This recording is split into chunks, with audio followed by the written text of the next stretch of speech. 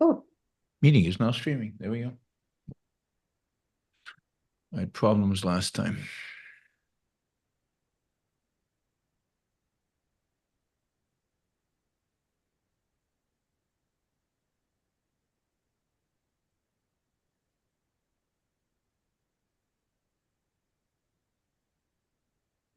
hmm.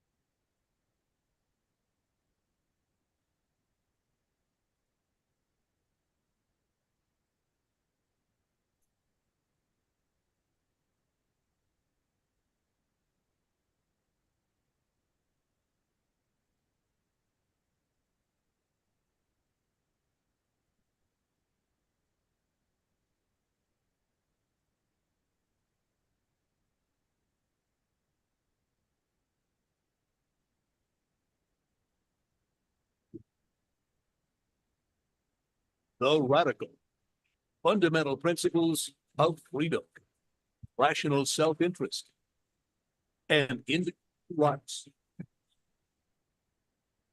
This is the Yaron Brook Show. All right, everybody. Welcome to Yaron Brook Show on this Saturday, June 29th. God, month is almost over, and we're heading fast towards July 4th. That's going to be fun. Although July 4th in Puerto Rico is always a little weird. They don't know quite if they should celebrate or they shouldn't celebrate. Are they Americans? Are they not Americans? They like America? Don't they like America? So it's always a little strange here in Puerto Rico. Some people do fireworks, other people don't. So it's kind of this mixed thing. All right, we are. This is one of our Ask Me Anything sessions. I think we've got a couple of people who I haven't seen here before. Ginger, I think this is her first time with us, and John. Thank you guys for joining. I can't remember, John, if you've been on one of these before or not. Uh, all right, so what we do is a lot of the panelists, we go through the panelists. They each get to ask a question, and then after that, if there's super chat questions, I do the super chat questions, and then we do round two with the panelists. And depending on the time, sometimes we do a third round. So let's get started with Ginger, if you have a question. You look surprised, Ginger. Well, I posted it and I was thinking, now what did I post? I was thinking, oh no. So you'll have to come around to me again. I'll have Okay, to I'll find come out what around I to you. posted. Thank you. Okay, no problem. All right, Jennifer. Is there a difference between pragmatism and utilitarianism?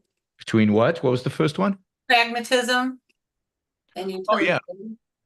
Can you? I mean, I don't know. There's definitely a difference philosophically. I mean, they're two very different schools of thought. Utilitarianism is a form of altruism that basically says that your moral purpose in life is to maximize the well-being of society, the world. Depends on the utilitarian, and it kind of is focused on uh, other people's happiness or other people's well-being, and you're supposed to be able to calculate that and figure out what effect your action has on the maximal benefit to all those other people. And they have, it depends on the utilitarians, but they have all kinds of ways of calculating this or thinking about this and thinking about it in terms of long term.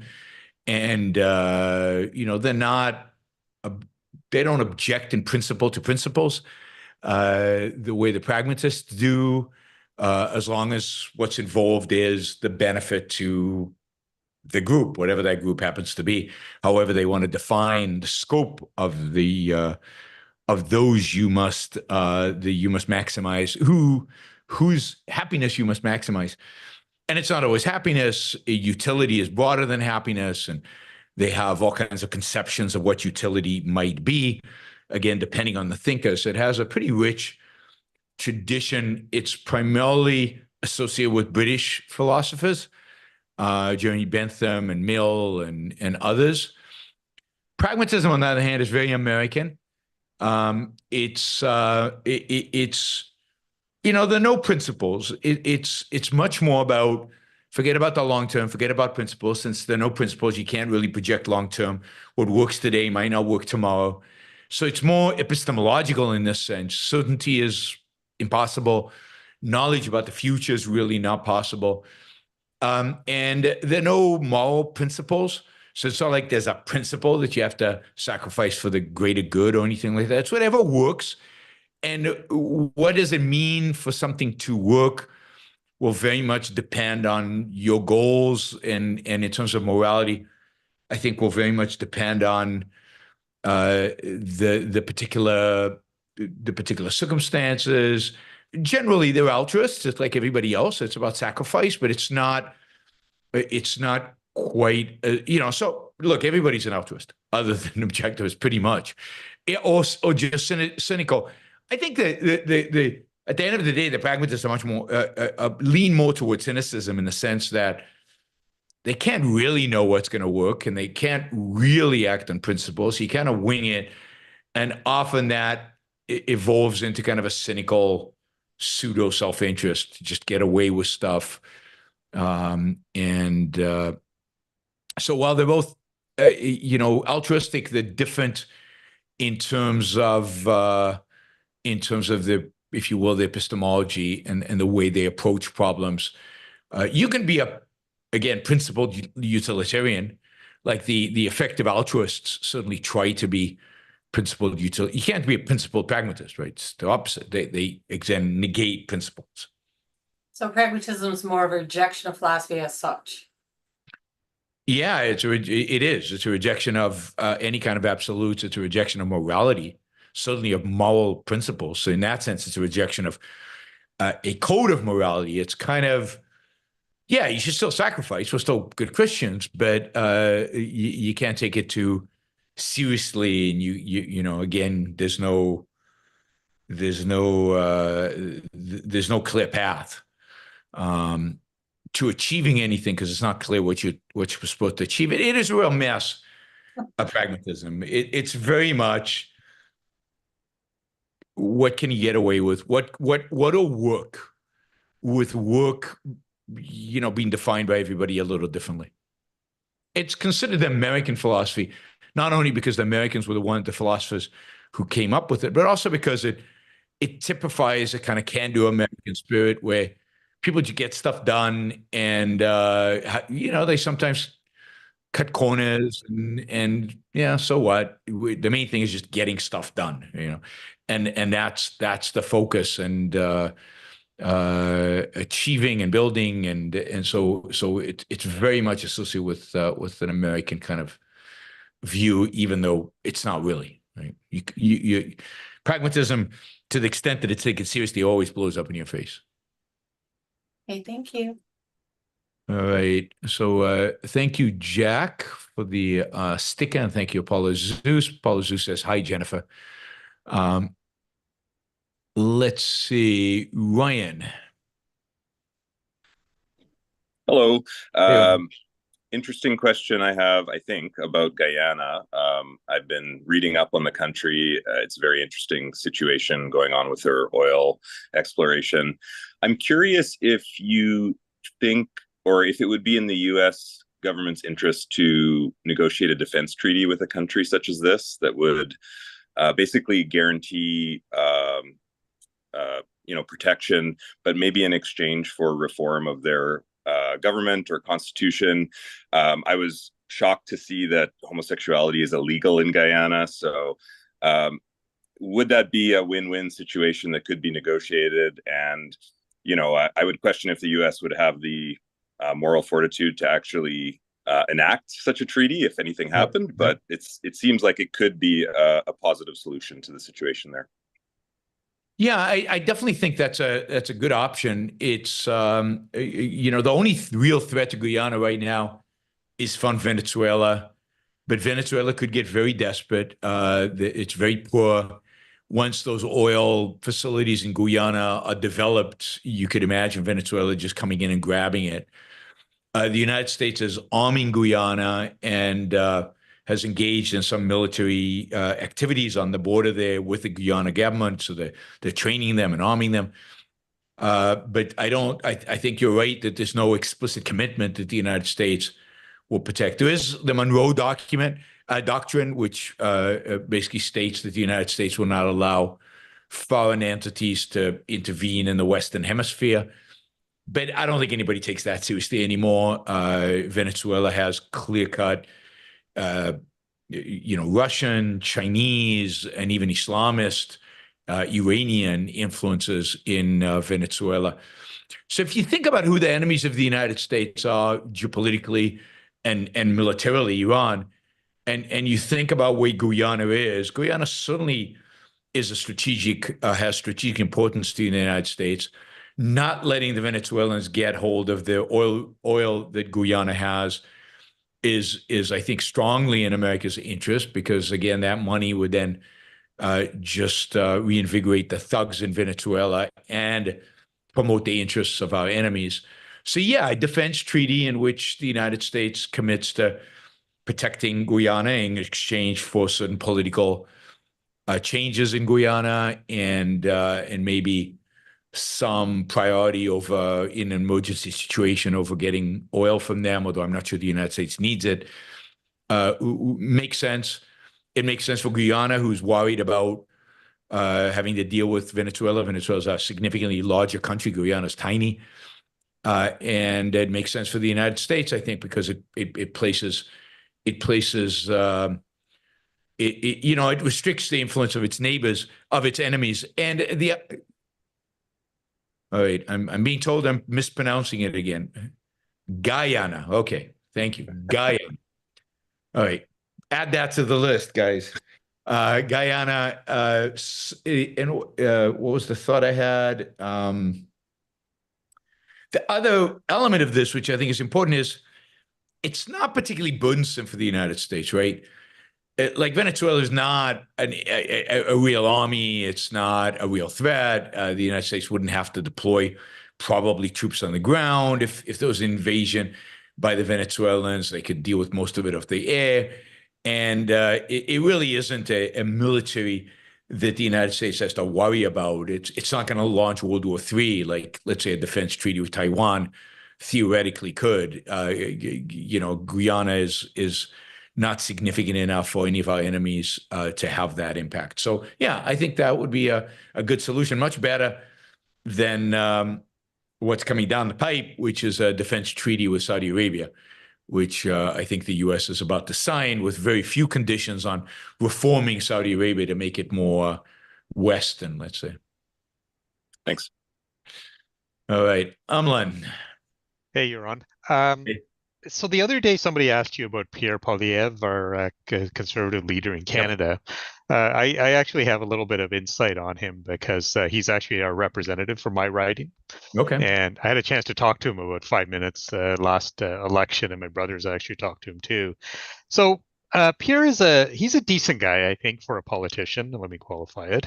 And he's intelligent. He's very intelligent, and I think he would be one of these guys who, in a country that wasn't as screwed up as Canada, could do much better. But Canada's too far gone, and I don't think. In fact, I know that if he gets elected, he'll try, but he won't actually get anything done. And I think you actually mentioned that the other day on the call, and that's the reality of conservatism in Canada.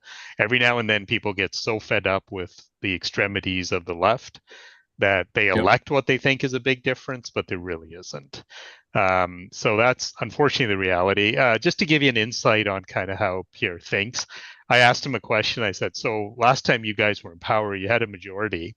Why didn't you cut the bureaucracy? And his answer was, well, we kept it to the growth in the population. Like that was the big goal, right? Yeah. And this time, guys. And this time, for example, like Trudeau's just passed a new capital gains tax increase, and it took probably 3 weeks or a month to sort of half-heartedly come out against it, right? Yeah. Like, well, let's wait for some polls, let's see what they say, and then maybe, yeah, okay, I'll do a commission when I'm elected to try and see about taxes. So, again, I think the guy himself has principles, in the conversation, but I think he's just recognizing the reality of Canada. There's no point in standing up to say, well, yeah, I'm going to do massive cuts in the bureaucracy and stuff. You'll never get elected. So the problem is people like that get in, they do nothing. Capitalism gets another blame. Like I would almost say just leave the left in power in Canada, let it fall apart because it isn't going to get better anyways. And don't blame capitalism for it, But I know that's kind of a little bit of a defeatist attitude, but I think that's the reality of Canada. I'd be interested to see what other Canadians have to say about it, but I think it's also representative of a lot of the conservatives around the world, at least in the Western countries.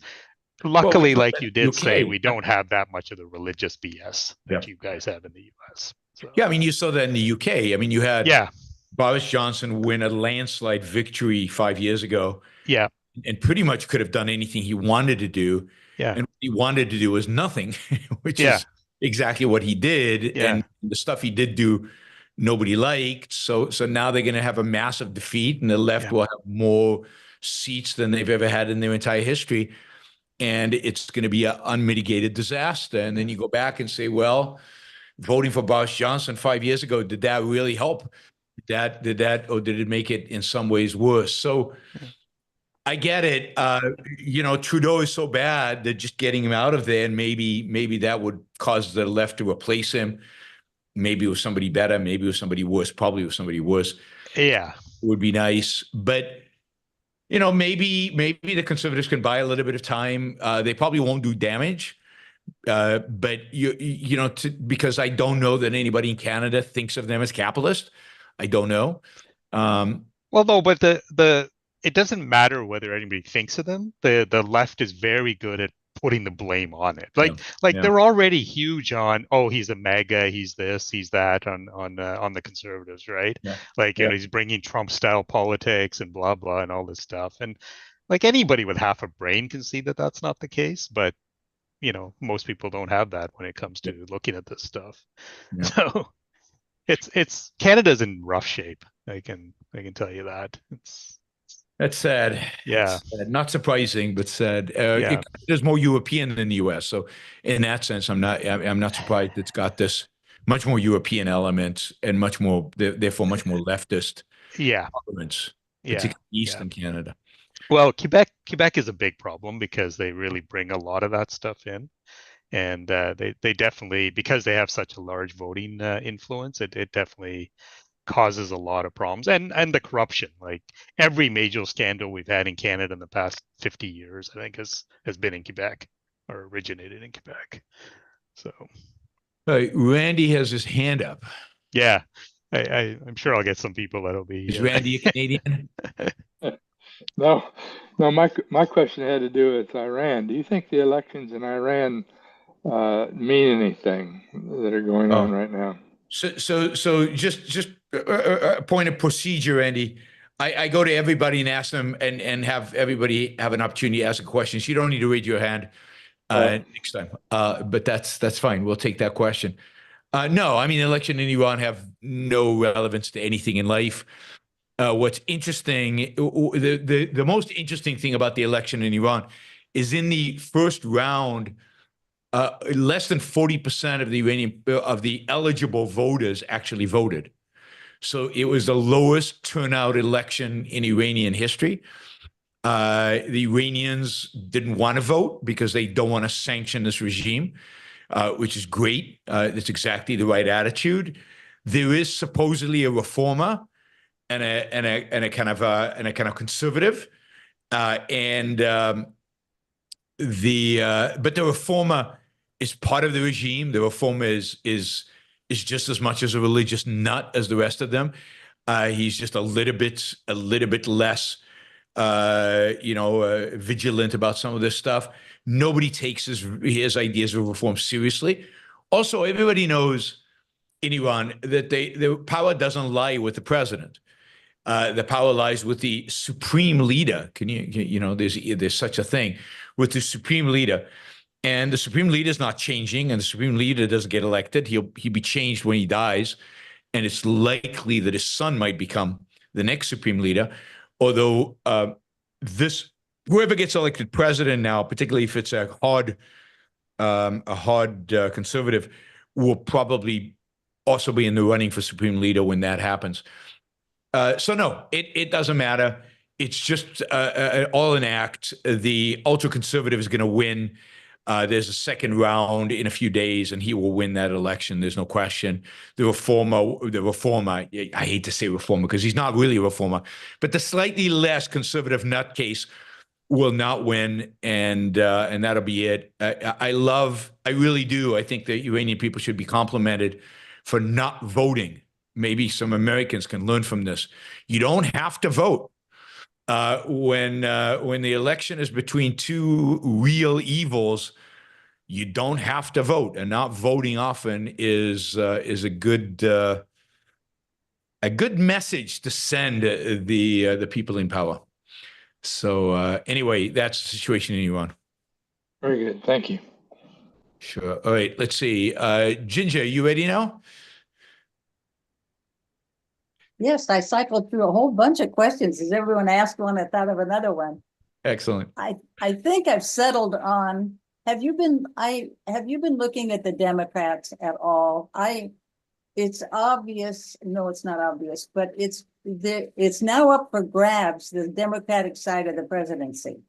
There'll be kicking and screaming happening, but I think they might try to edge someone in. And have you been looking at the viable Democrats?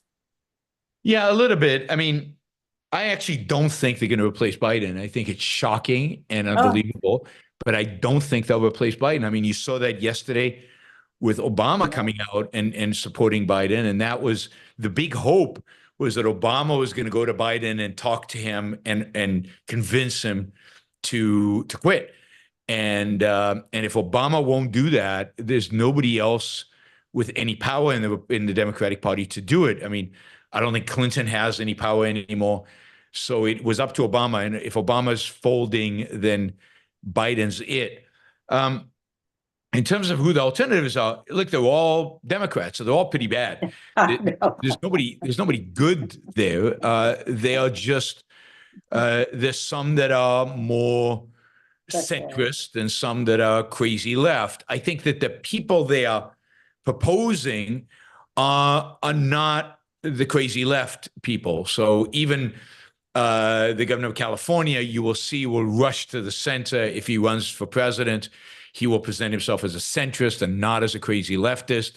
I think he thinks of himself as a centrist, not a crazy leftist. Certainly on things like Israel and on other things like that, he's not one of the far left. I mean, this guy, I forget his name now. I talked about him on the news show. The one of the squad who just lost in New York.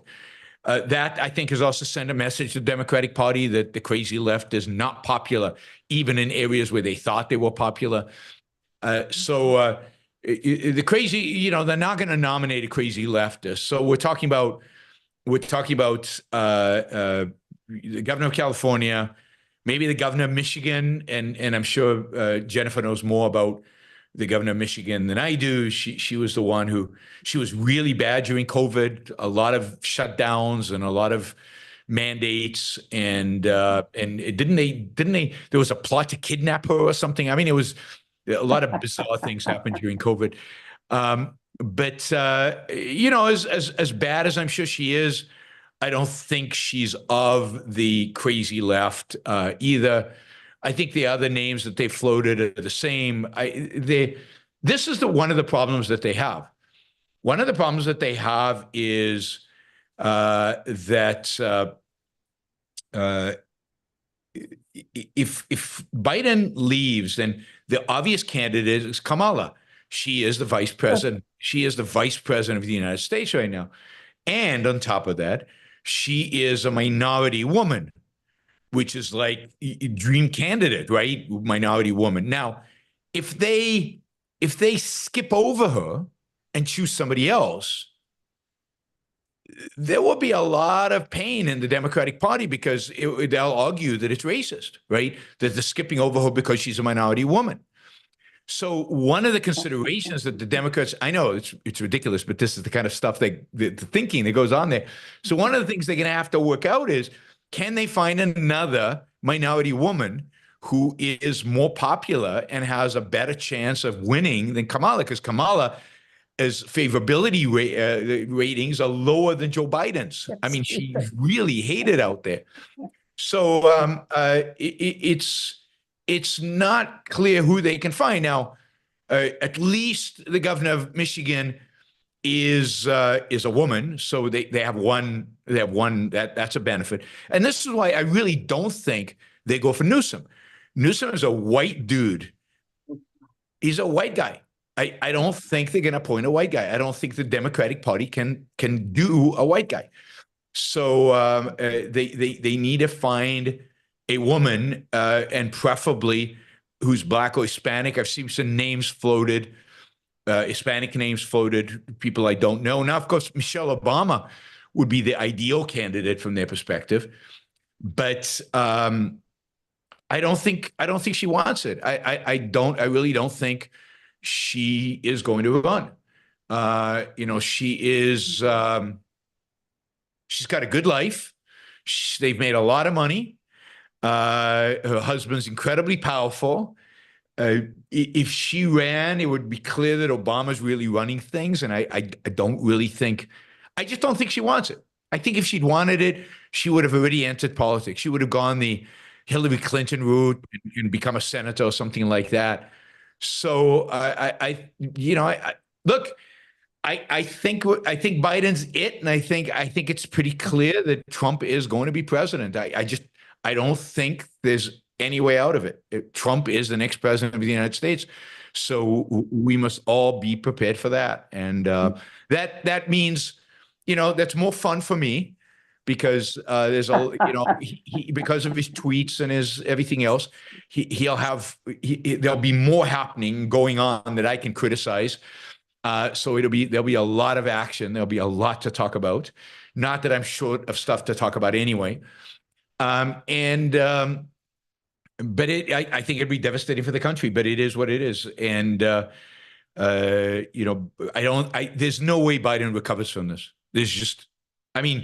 I said that about January 6th about Trump. So you never know. I could not imagine Trump could recover from January 6th. But I really don't think Biden can recover, particularly given it's this short notice. I think if the election was held a few weeks after January 6th, Trump couldn't have won. And I think this is happening just a few months after this. And Trump is going to milk this. I mean, God. One of the interesting things was that Biden did not raise January 6th that often during the debate. He didn't attack Trump effectively at all. He called him a liar a few times, but that's just a floating abstraction. You could have really done harm to Trump during this debate, but Biden was so not there. He just wasn't there, and he's not that sharp anyway. Even when he's there, that it was just anyway, Trump. Looks like Trump will be president in 2024. The real question is going to be, is Trump running in 2028? That's now the big question. Right? Will Trump accept the Constitution? May I ask a follow-up question, or shall I just wait till we go around? Sure, you can ask a follow-up. If it's a follow-up. Oh, okay. It actually is. I don't understand why Biden has why they would continue to let Biden run. I don't know if it's conspiracy in my head or not, but I always think somebody must be directing this man and have a vested interest in having him be in power. And that may be a dumb conclusion. I don't think so. I don't. I think that it's just, when you meet politicians and you meet people in politics, you suddenly discover that they're just like kind of the crummy people you meet in your day-to-day life. They're not that smart. They're not that sophisticated. You need courage to be able to go to a sitting president and say you have to resign. You need to have an out. You need a solution. And I think that just there's inertia. I think they're just incompetent and stupid. And I don't think it's any more than that. I don't think that that's smart. Obama's smart, but he doesn't really care that much. It's not like they love the country and they want to do something to help the country. If they did, they would have gotten rid of Joe Biden a while ago and offered somebody in his place, because even if he's in decline, then even if he's sane today, what about next year? What about the year after? Did they really want Kamala? So if Obama and the rest of the Democratic Party cared about the country and they really viewed Trump as an existential threat, which is what they claim, then why didn't they do something about it? Why haven't they gotten rid of and put up a candidate who could actually win? So they don't care. And the other thing is, and this is a big deal, Biden has all the money. That is, Biden's PACs and all the money that Biden has raised can only be used by Biden. And it's now Biden could support this other candidate, but you need Biden's buy-in in order to do that. Yeah, and again, all these. It would be great if there was some really smart dude at the back of the whole thing, manipulating the Democratic Party. I would be impressed if that were the case. I just don't think there is anybody. I think it's just they shoot from the hip, just like the Republican Party. Well, now we know. I mean, Trump dominates the Republican Party, so the Trump people dominate. But even the Trump people can't control Trump. So at the end of the day, Trump says what he wants. Sometimes he's disciplined, sometimes he's not, sometimes he listens to them, sometimes he doesn't. But there's nobody manipulating Trump. Trump is his own man, for better or for worse. And the same in the Democratic Party. It's a bunch of committees. It's a bunch of individuals. It's like a business. I mean, who wants to walk into CEO and say, you're doing a bad job? No, nobody wants to do that. It takes real courage and it takes a lot of caring, and the courage and caring just don't exist in politics. These people are, it's a sad state, but this is who we have as politicians. Thank you. Sure. All right, Adam. I'd like to know why Kamala Harris has such low popularity ratings, because she was a very effective crime fighter as a DA in San Francisco, and dealing with criminals, whether they're foreign powers or domestic, dealing with criminals is the government's job, and she has already proven herself that she knows how to do that. So why are her ratings so low? I think there are a lot of reasons. I think one is she was an effective crime fighter in California, but she was duplicitous. What's the word? Duplicitous. Duplicitous. She was very duplicitous. She ran as a progressive and governed as and acted as a conservative. And I think she's got a lot of bad rap among the left within the Democratic Party. She ran as, for example, as a big opponent of the death penalty, and yet she was an advocate for the death penalty once she was the district attorney. So she pissed off a lot of people on the left because of that. I think also there were a lot of rumors and stories about her power lust and her wanting to climb to the top and being willing to say and do anything she can to climb to the top. And again, I think that's alienated a lot of people within the Democratic Party. And then in terms of her popularity as vice president, I think she's just been not very effectual. Now, she goes and gives speeches that say nothing, where she says nothing.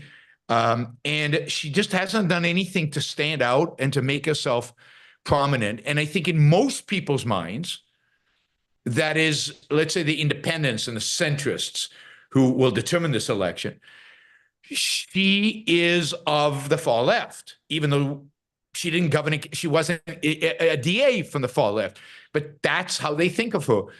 And for whatever reason, the mainstream media, which usually supports Democrats, doesn't like her, maybe because of her duplicity. Duplicity is easier to say than the other would. So maybe because of her duplicity, they really don't like her. So it's hard to tell. So it's a combination of all those things. She doesn't have a base, in other words. Nobody really likes her. Nobody's excited by her, except maybe a few people in California who remember that she was a pretty good attorney general, and she's getting in a sense a bad rap. But yeah, she's not a good speaker. She's not charismatic. She's and she doesn't say anything. Because I don't think I think the truth is she doesn't believe in anything. So she did her job as district attorney pretty well, but I don't think she has a governing ideology that she can get excited and passionate behind and give a speech about. So it's a dead end. I mean, it's interesting because in all the lists of people that the Democrats are considering, she doesn't even appear on the list. I mean, they've written her off completely. And this is not the Republicans or independents, it's the Democrats have written her off. And she's must have really alienated a lot of people on her way to the top. And I don't know the details of that. So, all right, let's see. Thank you, Adam. Andrew. Hey, Yaron. Hey. How do you think about people doing business with the Saudis? You know, so they're kind of, it's a country that has instituted some reforms, and I don't know if you think that those are just kind of surface level reforms that don't warrant a reward. You know, certain liberalization of their culture, but there clearly are serious problems with their culture and that remain. But you know, there is an increased intertangling with the West and Western business interests and Saudi Arabia. So how do you think about that issue? Well, I mean, I think there are multiple questions here. In a sense, it's a question of how do you deal with other countries. And I've said this in the past that, you know, how do you deal with it in an objectivist world is very different than how you deal with it in today's world. I mean, in an objectivist world, the United States would not have an embassy in Saudi Arabia and would not have an embassy in China. And it would tell people deal with them at your own risk. And you know, we could talk about what that means, but deal with them at your own risk. It's your moral responsibility. You know, unless a country is defined as an enemy, the United States government should not be barring people's engagement with other countries. But in the world in which we live, it's not only the case that we have an embassy in Saudi Arabia, but we have very close ties with Saudi Arabia.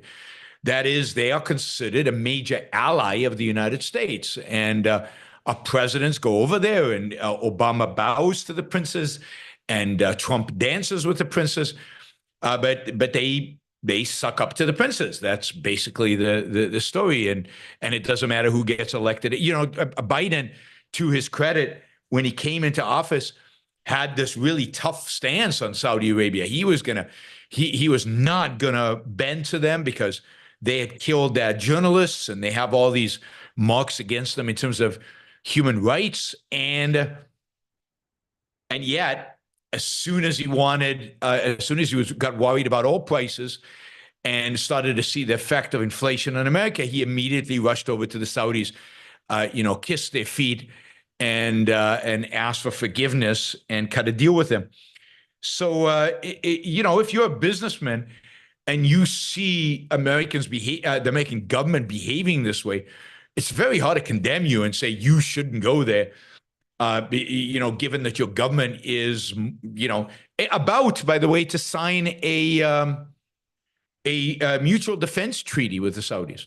So basically, FDR in 1942, 42 or 43 maybe, basically cut a deal with the Saudis that the United States will defend the monarchy in exchange for a constant flow of oil.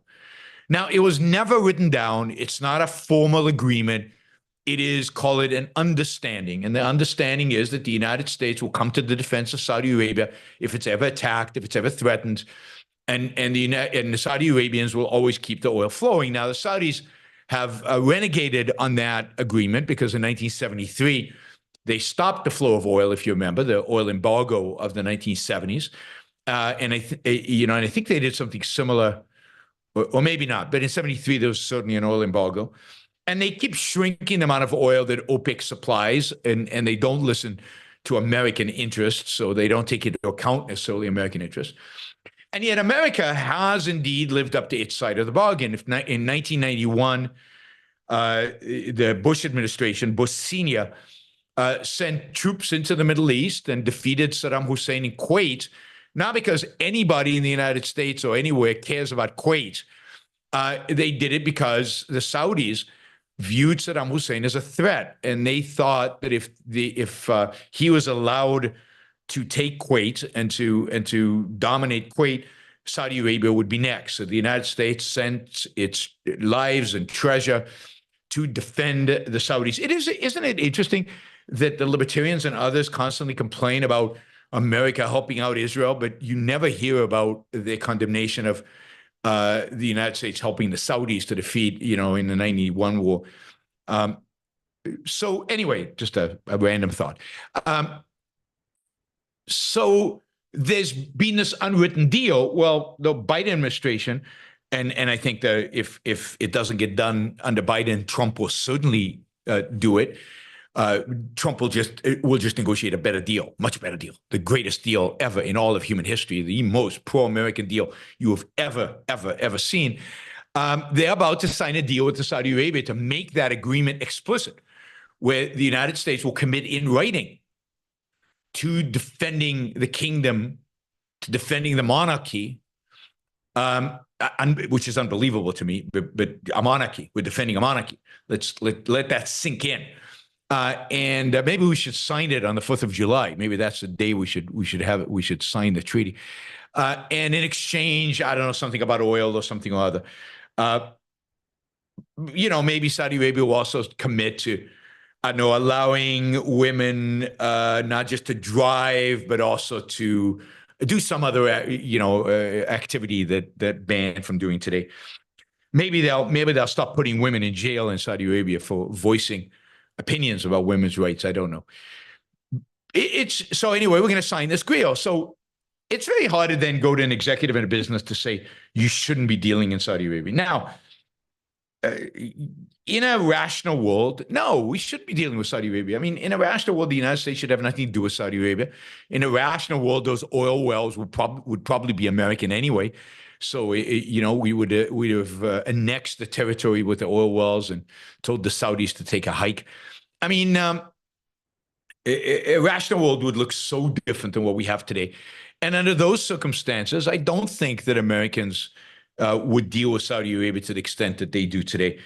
In terms of the reforms in Saudi Arabia, MBS, who is the crown prince of Saudi Arabia, who will probably be, I think it's 90% at this point, unless he's assassinated, the king of Saudi Arabia when the current king dies, MBS clearly wants to diversify the Saudi economy. To his credit, he's young, he's in his late 30s.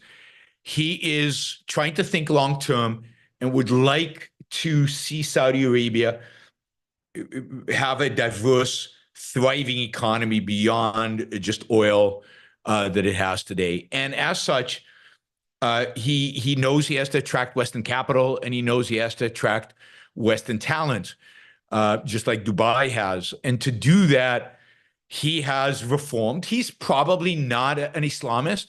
I mean, my guess is MBS is probably an atheist or something like that. He can't be outward about his secular in Saudi Arabia. The forces of religion are too powerful. So at the edges, he's modifying it. He's definitely reduced the power of the Wahhabis. The Wahhabis are the religious leaders within Saudi Arabia. They're a radical Islamist wing of Islam. He's reduced their power. He's put a lot of them in jail. He has, again, opened up Saudi Arabia to tourists, to Westerners. Westerners can travel throughout Saudi Arabia with the exception of the holy sites. He is building beautiful, amazing resorts on the Red Sea. He's building this incredible, ridiculous city in the middle of the desert. I mean, he's doing all these things, and he does allow women to drive. I think they can't speak, but they can certainly drive. You still can't be an atheist, or you can't be secular in Saudi Arabia. You could, if you are discovered, you could go to jail for a very long time. I mean, it's a horrible country. It's still a horrible country, and I don't think they should get any.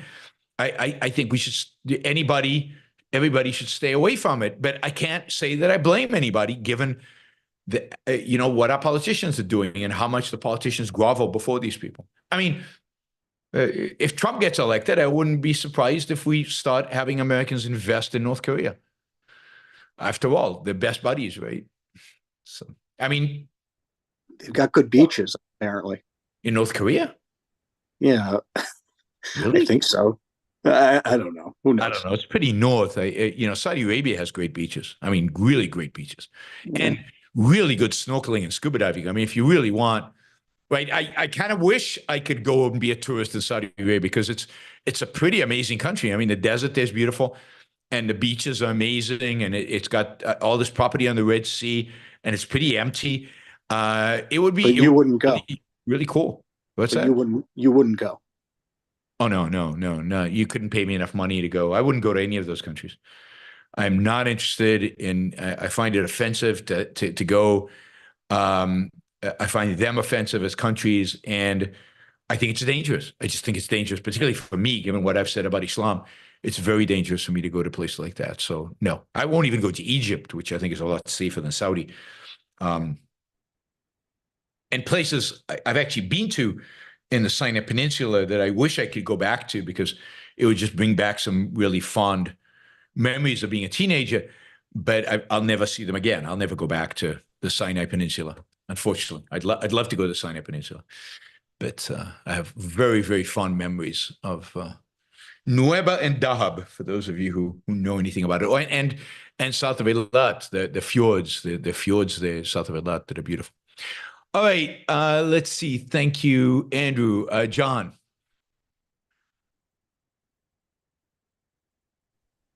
Do I need to unmute? Yeah, go for it. You're unmuted. Oh, okay. Yeah, Jennifer, this shirt, this is all for you. And I guess whoever else is a Rush fan, but mostly for you. Yeah, so the question is, do you think if Trump wins, do you think he'll be spending the 4 years trying to build out a legacy where somebody in his family takes over, like Bush Sr., Bush Jr.?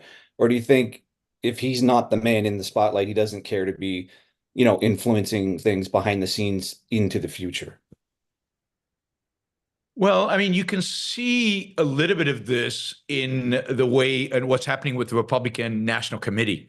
This is the committee that kind of runs the Republican Party, and basically, he has basically fired everybody from the Republican National Committee, even though they were all supportive of Trump, right? They were all pro-Trump, and he's brought in a real loyalist, somebody who's a complete, yes sir, and his daughter or daughter-in-law, Laura. Who's Laura? Anyway, it's his daughter. It's his daughter-in-law. It's a daughter-in-law. So his daughter-in-law. So basically, his daughter-in-law and a yes man are basically running the Republican National Committee. And the reason for that is that they're trying to establish a legacy. They're trying to solidify his and his family's position within the Republican Party. I wouldn't be surprised if there's a real effort to try to get Trump Jr. into a position where he could run in 4 years or maybe in 8 years, but potentially in 4 years. This is, very few presidents bring in as many family members into the running of the thing as Trump did even before. And Trump last time didn't have the power to kind of completely replace everybody at the National Committee. This time he does. This time he completely dominates the party. So I think he's definitely building up with the idea of a legacy. Exactly how that'll play out, I don't know, but expect Trump Jr. and maybe Eric, but certainly Trump Jr. to play roles. Trump Jr. has been all over Twitter, and he gives a lot of speeches, and he's involved, and he's young, and he's charismatic, and he looks the part of a president. So I wouldn't be surprised if he's the guy they go with. But yes, I think he is going to try. What's his name? His son-in-law, I think, is out of it. I think he's making too much money, right? I mean, God, what's his name? The Jewish kid. Kushner. I mean, Kushner did a stint for 4 years, has made hundreds of millions of dollars as a result, right? I mean, he got the Saudi gig, right? That was Kushner. Kushner got the $2 billion or $3 billion from the Saudis as part of, I think, the Abraham Accords, as part of being over there negotiating deals and doing all of that. He cut a side deal for himself for $2 to $3 billion. I mean, it's corruption at the highest levels. There's no question in my mind, but they all do it. So I can't blame him for doing it. So I don't think he's coming back to government because I think it's too lucrative for him where he is. I think his daughter, Trump's daughter, is not coming back. I don't think she has the stomach for it. So it's really his two sons, and primarily Trump Jr. I think Don Jr. is the guy. But again, how he does it exactly, I don't think he's good at sharing the limelight. So we'll see how he works it in the background and how he makes it happen. But look, Trump is definitely a unique candidate in that he is explicitly kind of authoritarian and explicitly doesn't give a shit about so many things in a way that you just don't see from other candidates. And elevating his family members, even when they're not qualified to do anything, is certainly going to be one of the things that he does. Okay, thanks. And I think legacy matters to him. I think the Trump name, seeing that emboldened on the top of buildings and continuing like that, I think that it really gives him a, I think him thinking of himself as creating a legacy would be something I think he values. And I'm not sure the legacy will survive in business, so maybe I'll have it in politics. All right, Ian. Hey, so sorry to keep it on politics, but so I was bothered by the debate like a lot of people, but it seemed to be for a different reason. It wasn't really about the performance of either candidate, and I couldn't really put a finger on it until there was an article by David Frum in The Atlantic. I don't know if you saw it, called "Trump Should Never Have Had This Platform." And the subtitle is "The Debate Was a Travesty," because its whole premise was to treat a failed coup leader as a legitimate candidate for the presidency. And I think that's really true and under discussed. People, including you somewhat, a little bit, treat Trump like any other valid candidate, but he's not. People want to argue about whether Trump or Biden would be better on trade or immigration or energy or whatever. But if you think about January 6th, let's ignore the violence, the riots, whatever. Trump, who was the sitting president of the US, wanted his vice president to ignore his constitutional duty and not count the votes, or possibly even hand Trump the election. We know this as a fact, both from Mike Pence's testimony and from Trump himself, who has confirmed what he wanted and thought proper for Pence to do. No discussion of Trump running for president that leaves that out as proper. At the debate, every question to Trump should have been about this. Instead, it wasn't even mentioned until halfway through. And that's where I am. Like, there's no room for any kind of discussion about any of these policies or anything like that. Now, also, I still think the Democrat, whoever they are, will win, because it is about people voting against Trump, not for the Democrat. Yeah. And the polls are starting to come out. And almost all of them so far that have come out at post-debate have not moved that much, like under a percentage point. Yeah. So I still think they're going to pull it out. I don't know how it's going to happen. But again, I can't stomach anybody talking about Trump and his policies without saying Trump should have been impeached and banned from office forever. And that was the crime. I mean, I agree with you. He should have been impeached, and you remember he was impeached, and then the Republicans could not. I mean, they were too cowardly. In a stunning, it was a stunning turn of events, because the January 6th and January 7th, there was real conviction that enough Republican senators were going to vote for conviction. And I think if the vote had happened on January 7th, he would have been convicted.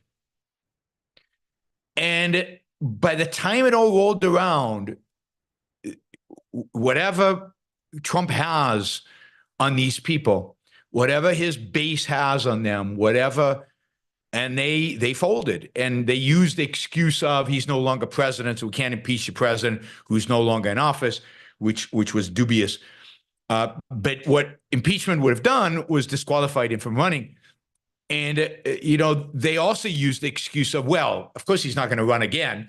We just had January 6th. There's no way he's going to be the nominee in 4 years. And, the Republicans who voted not, the Republicans who voted to quit Trump are the ones that should be voted out of office. They should have had primary challenges, and they should be voted out of office. But it just shows you how corrupt and how disgusting the Republican Party has become, that nobody even mentions those senators. Nobody. Yaron, which impeachment?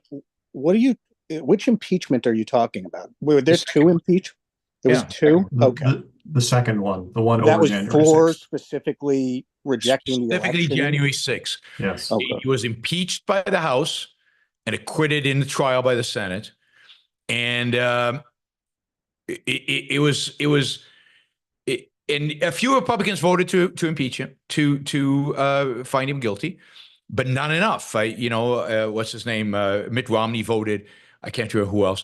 But and there were a number of Republicans who at January 6th and 7th said, yes, he should be impeached for this, and then changed their minds and voted the opposite. And those people should be hounded by that decision. But I agree with you completely. He is not qualified to be president. He should have never been allowed to run. The Republican Party, it's a disgrace that the Republican Party will probably never live down. And that's why I would like to see a new party arise. It is so despicable and so disgraceful that this man, after what he did in January 16th, not just January 16th, everything leading up to January 16th, the phone call to Georgia, the replacing of the delegates, all of that, all criminal. He won't face trials because our justice system will not move fast enough. The Supreme Court is delaying. The Judge Cannon is delaying. Everybody's delaying, so he doesn't have to face the music. People talk about, who's pulling the strings behind the Democratic Party? Who's pulling the strings for Trump behind all these justices and behind everything else that's going on in the justice system?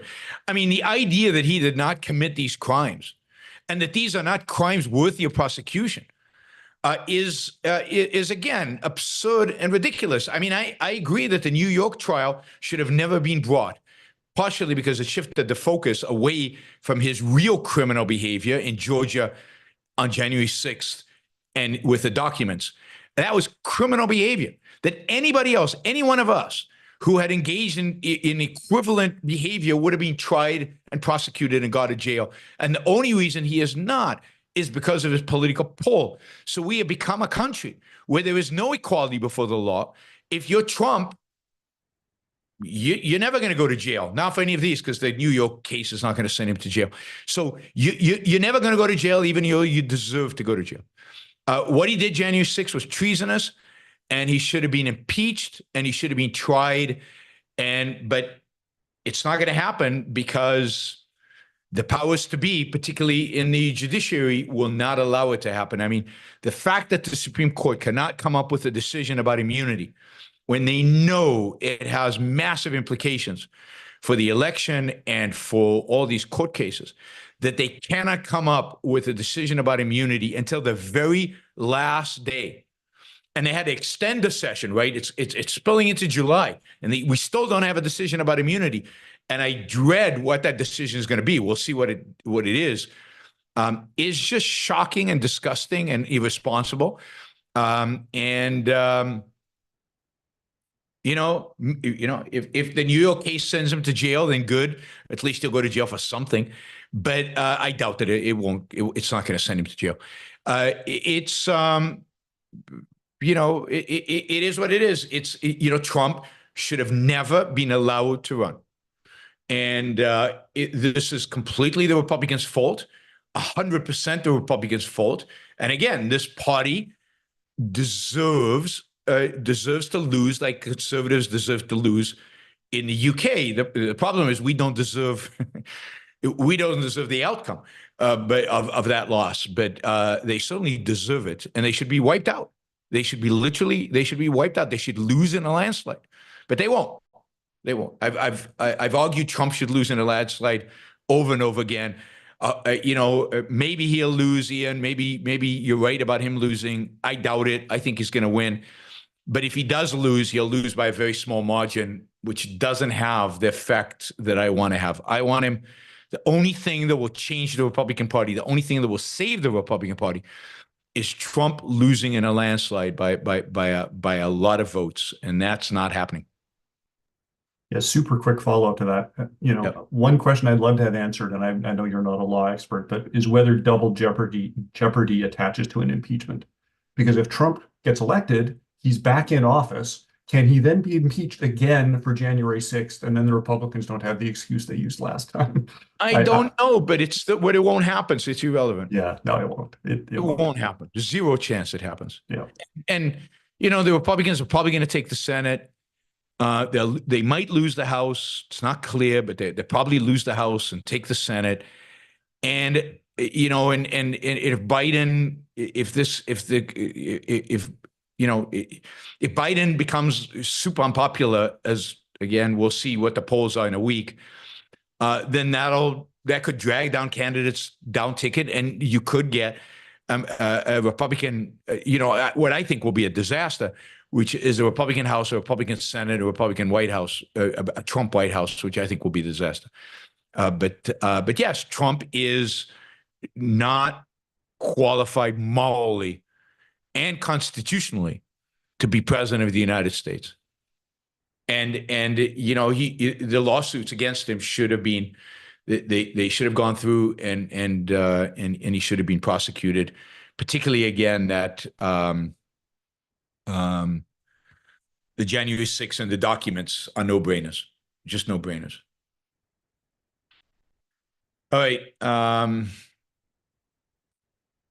Let's see.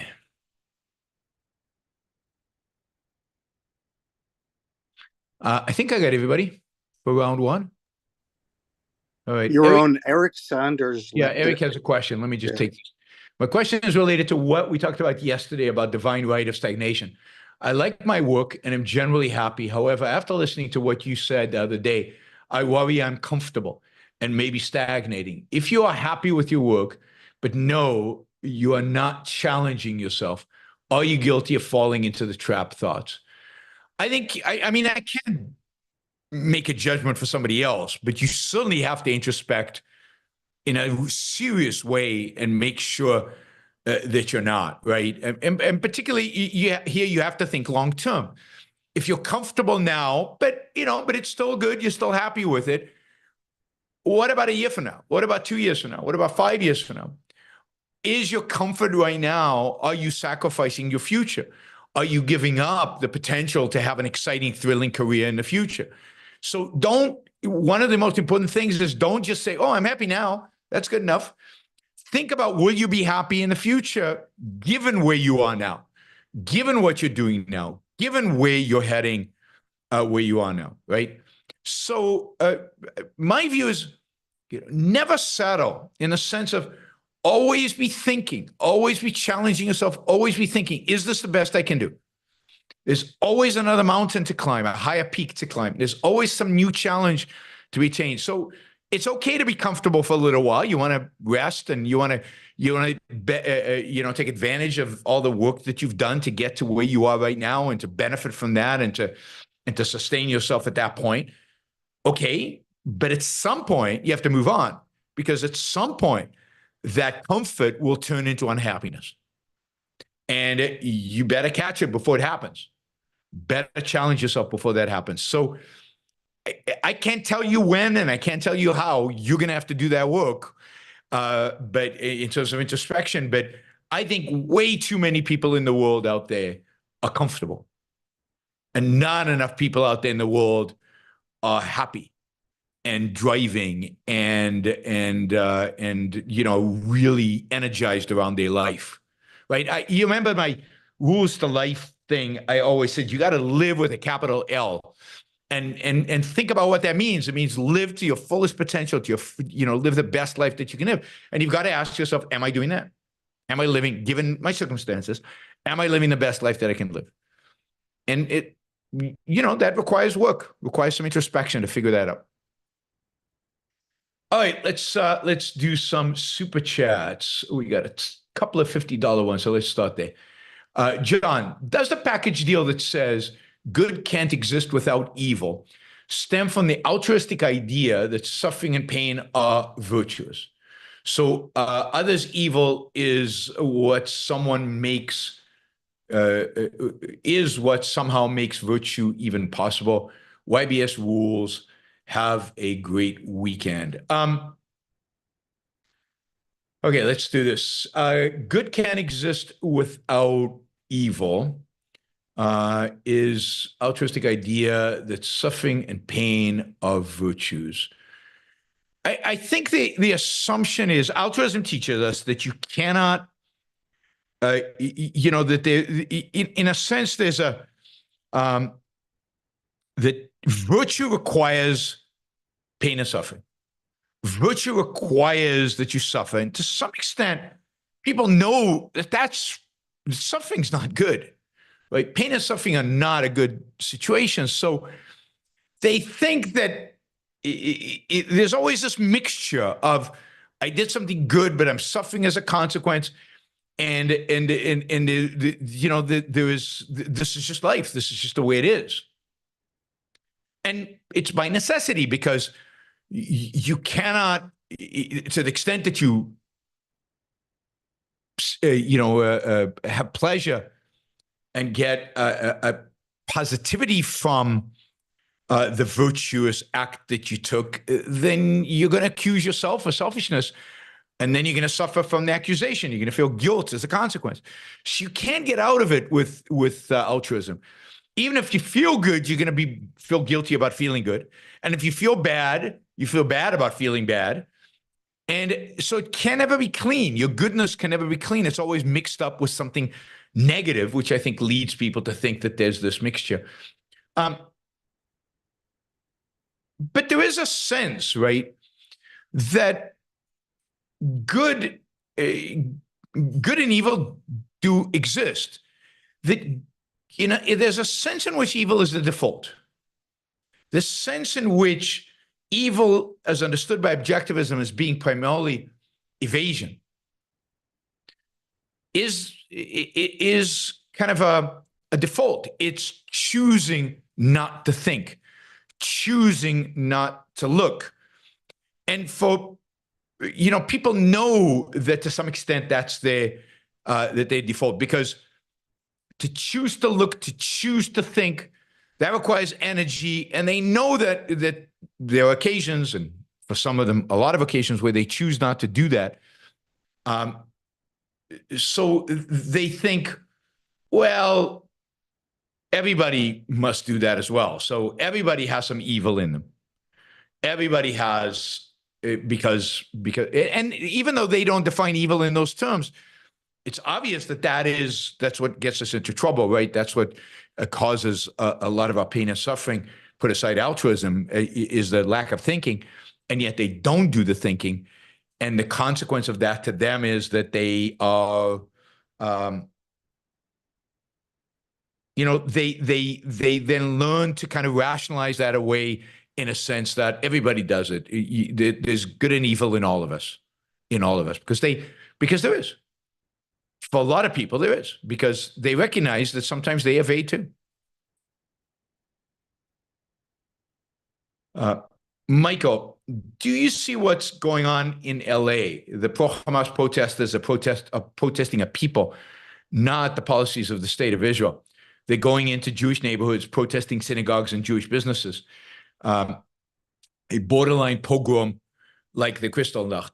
I mean, yes, but no. It's not a pogrom, and it's not Kristallnacht, and I don't think it helps to make those comparisons or to draw them as being somehow the same, right?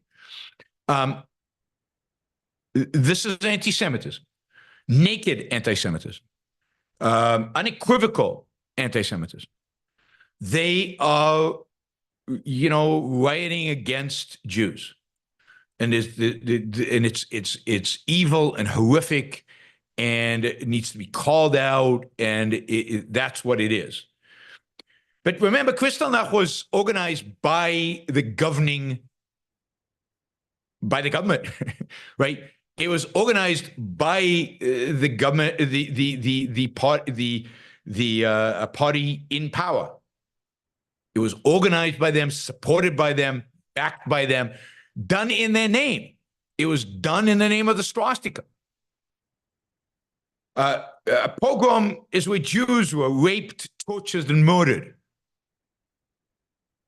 It wasn't just where anti-Semitic slurs were thrown at them. Yeah, there was some violence in LA, but it's not on the scale of a pogrom, not yet, right? So, I mean, let's not exaggerate these things. They're evil enough without the exaggeration, right? These are naked anti-Semites who don't care, right? Who don't care about being perceived as anti-Semites. They don't care about being public about their anti-Semitism. And they are willing to engage in the open in this anti-Semitism. And they're also willing to engage in violence under the assumption, or some violence under the assumption, that the police will sit back until it's really, really, really bad, right? Really, really, really bad. But look, if they were walking around murdering people, would the police arrest them? Yes. Would they be tried and prosecuted for murder? Yes. We're not at the point yet in this country, and I don't know when we will be, hopefully never, but we're not at the point in America yet where they will be held as heroes and the government will not prosecute them, which is what happened in the pogroms in Russia and what happened in Kristallnacht in Germany. So again, this is why it doesn't help to exaggerate these things. It doesn't help to use that terminology. It actually makes it look ridiculous.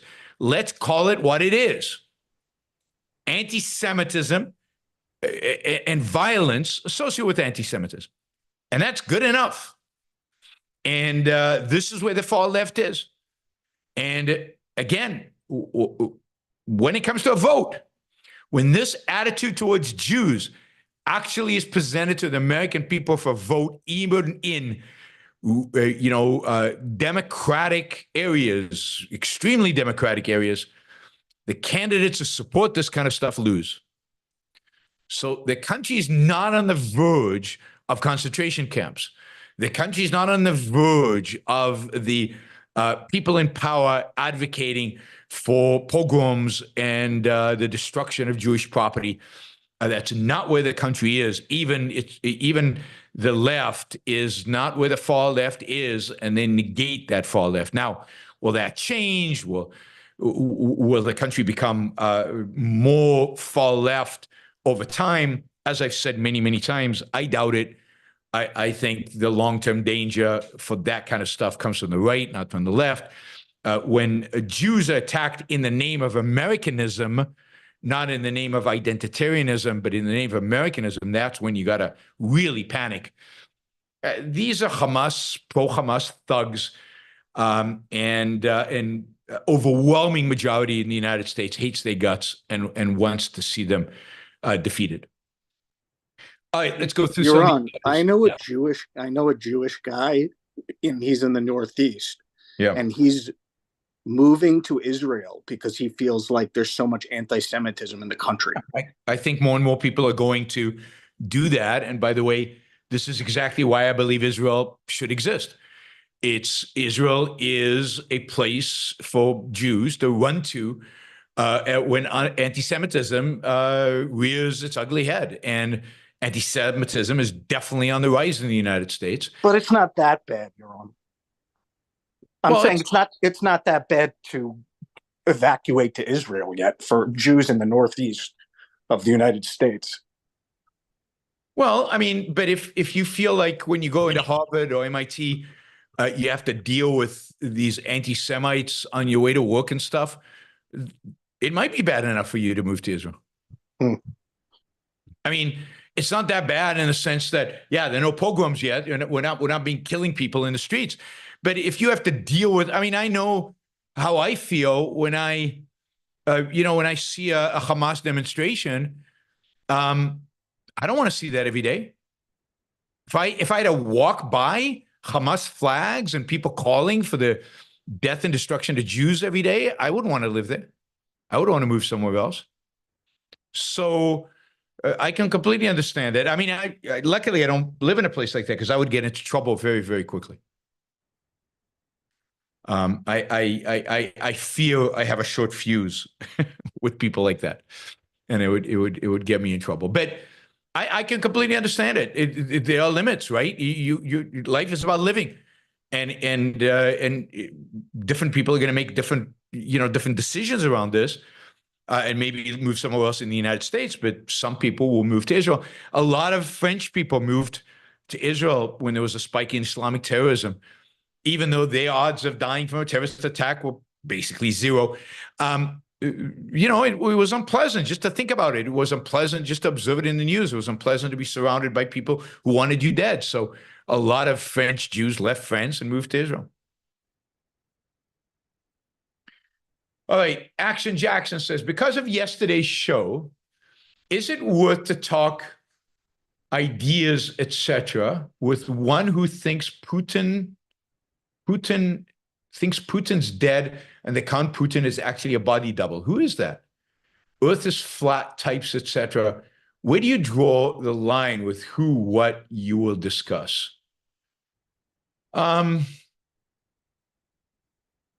Well, it depends what you mean by discuss, right? There's a lot of people that are not worth discussing ideas with. There's anybody who you think cannot be reached.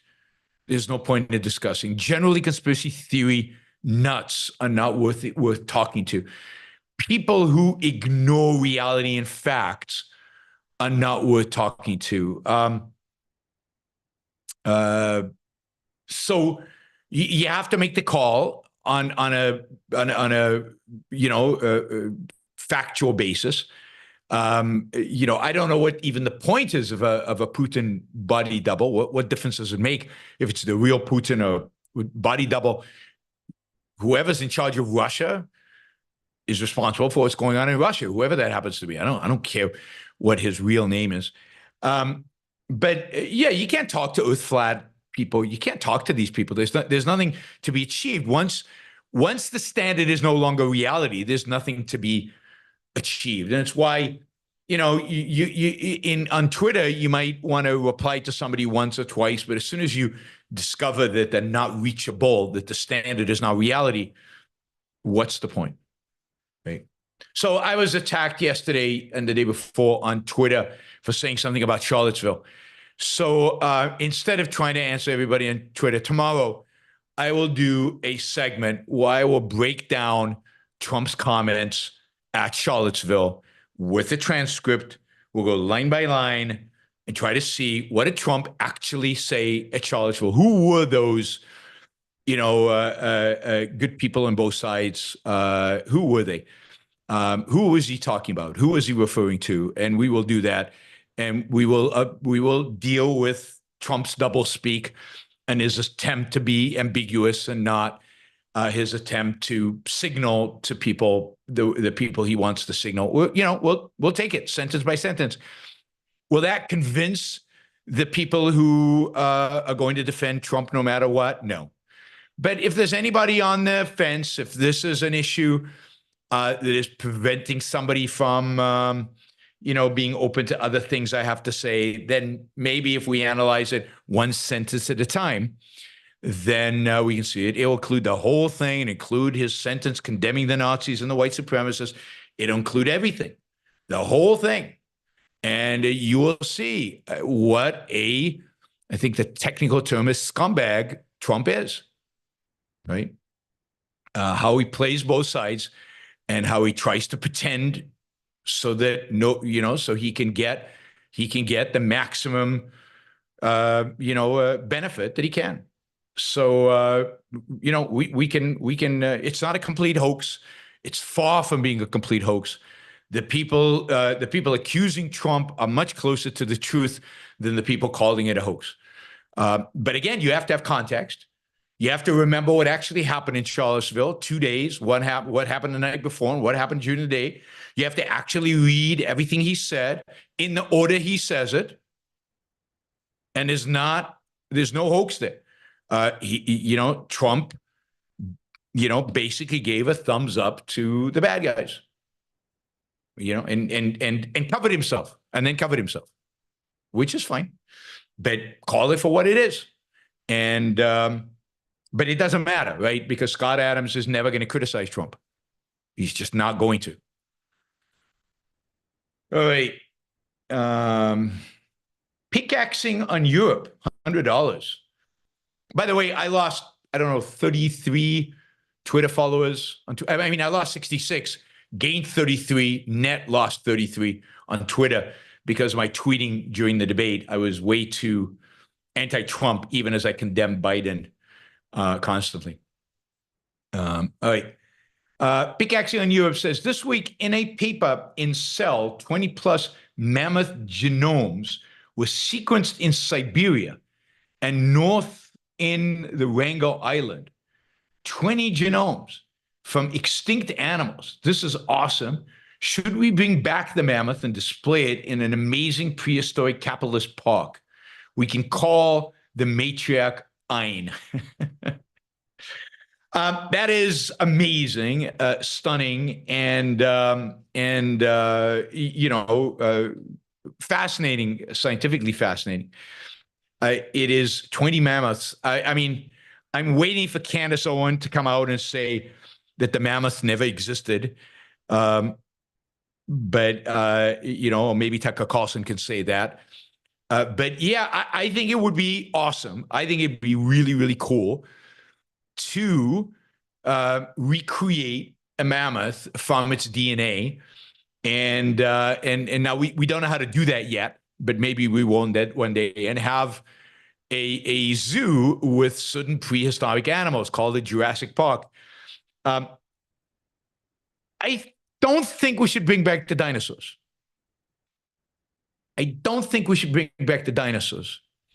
But mammoths, I think we can control. I'm just not sure about those dinosaurs. I'm not sure if so I think Jurassic Park was a little much. They're too big, too violent, too stupid. Although in Jurassic Park, the dinosaurs were pretty smart. They figured out how to open a door. You remember that? That was really spooky. So I'm all for cloning and bringing back the mammoth, but no dinosaurs. Certainly not Tyrannosaurus Rexes. Unless we find another planet where we can put the dinosaurs there and we can treat it as a zoo and we can. But anyway, yes, very, very cool. And thank you for the €100, not even $100, even better. Thank you. Really, really appreciate that. All right, 4 quick questions from the Super Chat, and then we'll go back. Apollo Zeus says, Jennifer rocks. Apollo's getting himself into trouble constantly, and I have a feeling. Anyway, not your average algorithm. Talent hits a target others can't hit. Talent hits a target others can't hit. By the way, tomorrow, after the Charlottesville analysis, I'm going to do we're going to talk about diversity and profits. There was a fascinating story yesterday in the Wall Street Journal. You guys have to hear this. Basically, tracing down back the what triggered corporations to go for DEI, and it really is fascinating. So we're going to cover that tomorrow. Something I didn't know, but it all goes back to a McKinsey study. You know, those consultants, the McKinsey group, all goes down to McKinsey study. All right. Talent hits a target others can't hit. Genius hits a target others can't see. Most of what Ayn Rand identified, no one could see until she said it, and then they're very aware of it. Or not, or they evade it, right? Because because it's too scary for them. But you're absolutely right. It was right in front of so many thinkers in the past. So many thinkers. There's a sense in which they got close. There's a sense in which you go, once you read Ayn Rand, you go, why didn't they take that next step? But that's her genius. Her genius is seeing, in this forest, is seeing the truth, seeing the principles behind it, integrating at a level that I don't think any thinker in history has integrated at that level. I mean, Aristotle, given the context in which we live, but no other thinker has integrated at the level she did. And that's her genius. Michael, do you ever feel like you're too good for this world? You're integrated such a pro-values, flourishing philosophy in a world full of mindless ugliness or depravity. Since I don't live for this world, in a sense, for these other people, I can't think that. I mean, that's ridiculous. I'm not too good for other people. I'm too good for me. I'm good for me, right? My goodness is not measured qua what I bring to the world. It is frustrating as hell that nobody listens to me. That is frustrating, and it's endlessly frustrating, but that's what it is. But it's not an issue of too good. How can you be too good? And goodness is about you. Goodness is about you being able to live your life and you benefiting from it. And that should be your focus. And it's not about the world not listening to me is much more about frustration than about thinking about how good you are.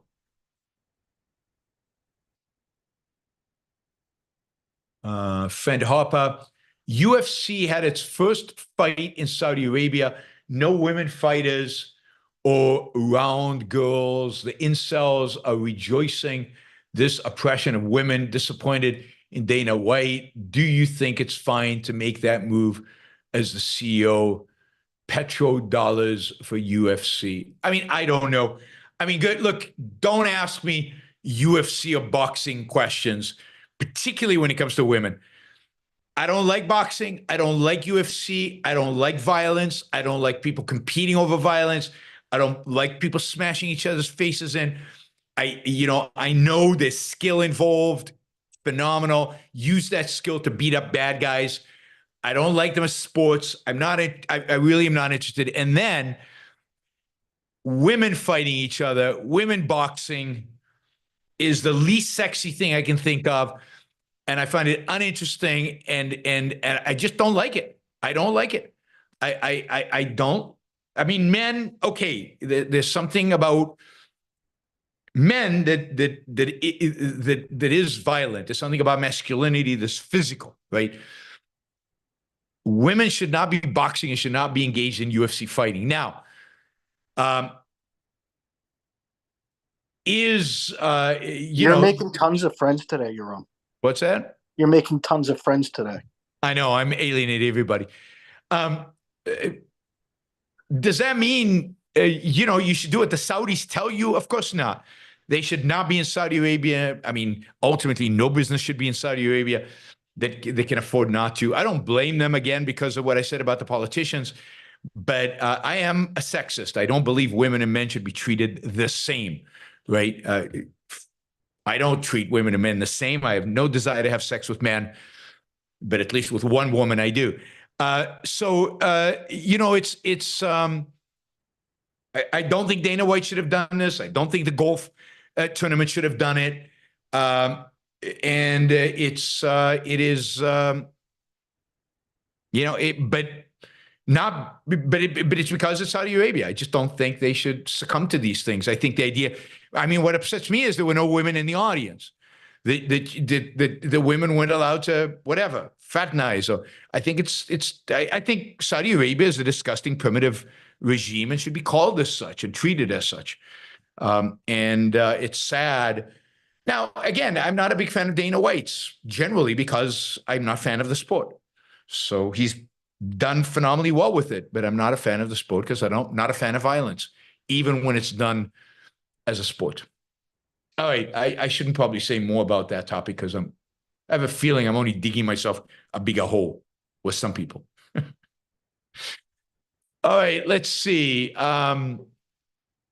Second round of questions. Where should we start? Oh, we got Adri. Adri showed up. Hey, Adri. Maybe we can start with Adri. Do you have a question? You have to unmute if you want to ask the question.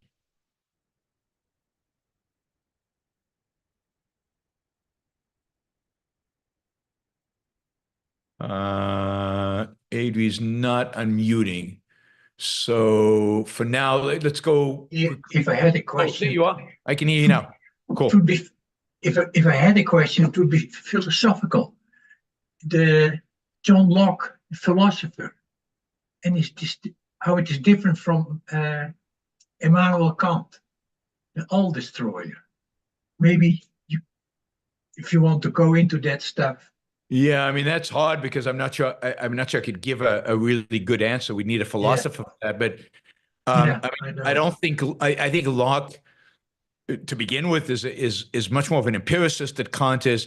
So Locke thinks that we do observe reality with our senses, and therefore the reason is related to reality. It's not some faculty divorced from reality. He's not a primacy of consciousness the way Kant is. So I think epistemologically there's a big difference, which is the key to Kant's philosophy is his attitude to reason, and I think there's a big difference when it comes to that.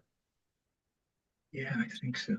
Yeah, but Kant was also called by contemporary the all destroyer because of his critique of pure reason. Yes, because he's a critique of pure reason, whereas Locke defends reason. Not as well as Ayn Rand does, but at least he is trying to defend reason.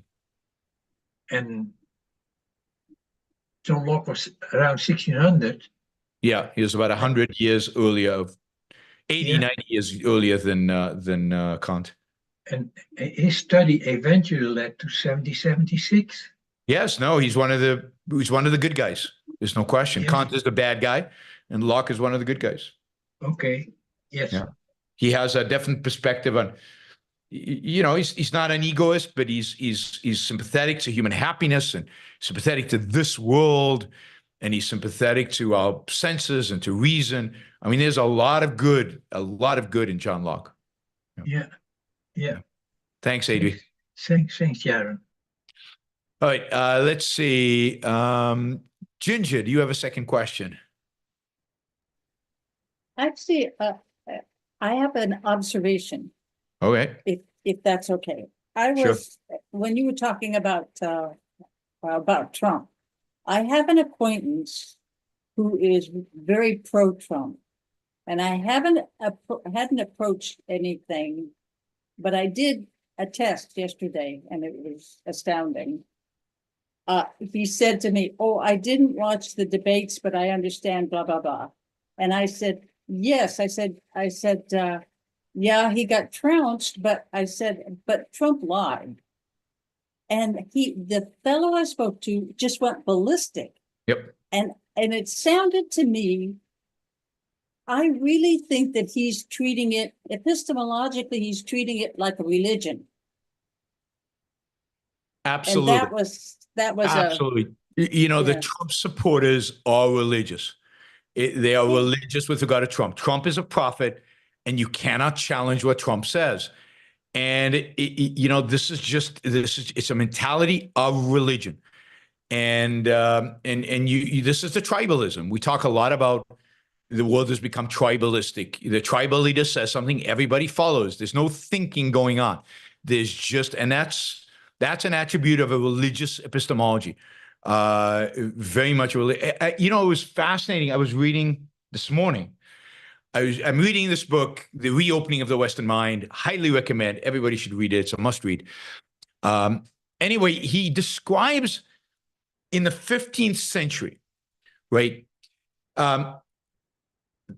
So before the 15th century, basically Christians took the anything that the church produced as dogma, and then the ancients as dogma. So Greek science, Aristotle was treated dogmatically, says biology. Whatever he said in his biology was true, you know, intrinsically true, necessarily true. And so, for example, Galen, I think it was Galen. Galen was a Greek physician who had done a lot of anatomy and anatomical drawings and anatomical stuff. And they had taken that is the truth with capital, right? The truth. And then when new information started coming out, for example, about anatomy, and it was like, no, this is wrong. And most people said he can't be wrong. So maybe the human beings, maybe our anatomy's changed. Maybe the anatomy today is different than anatomy in Greeks, because Galen cannot be wrong. That is just absolute, right? And they refused to accept critiques of Aristotle's biology or Aristotle's particular observations. We're not talking about the method. We're talking about the actual observations, the actual concretes. Aristotle could not be wrong about any of them. And they kept sticking to these original ideas. This is part of the challenge that Galileo and others had about that the earth goes around the sun, not the sun around the earth, is not just overcoming the Bible. It's overcoming the Bible plus all the Greek astronomers who said that the sun goes around the earth and built old models around this, right?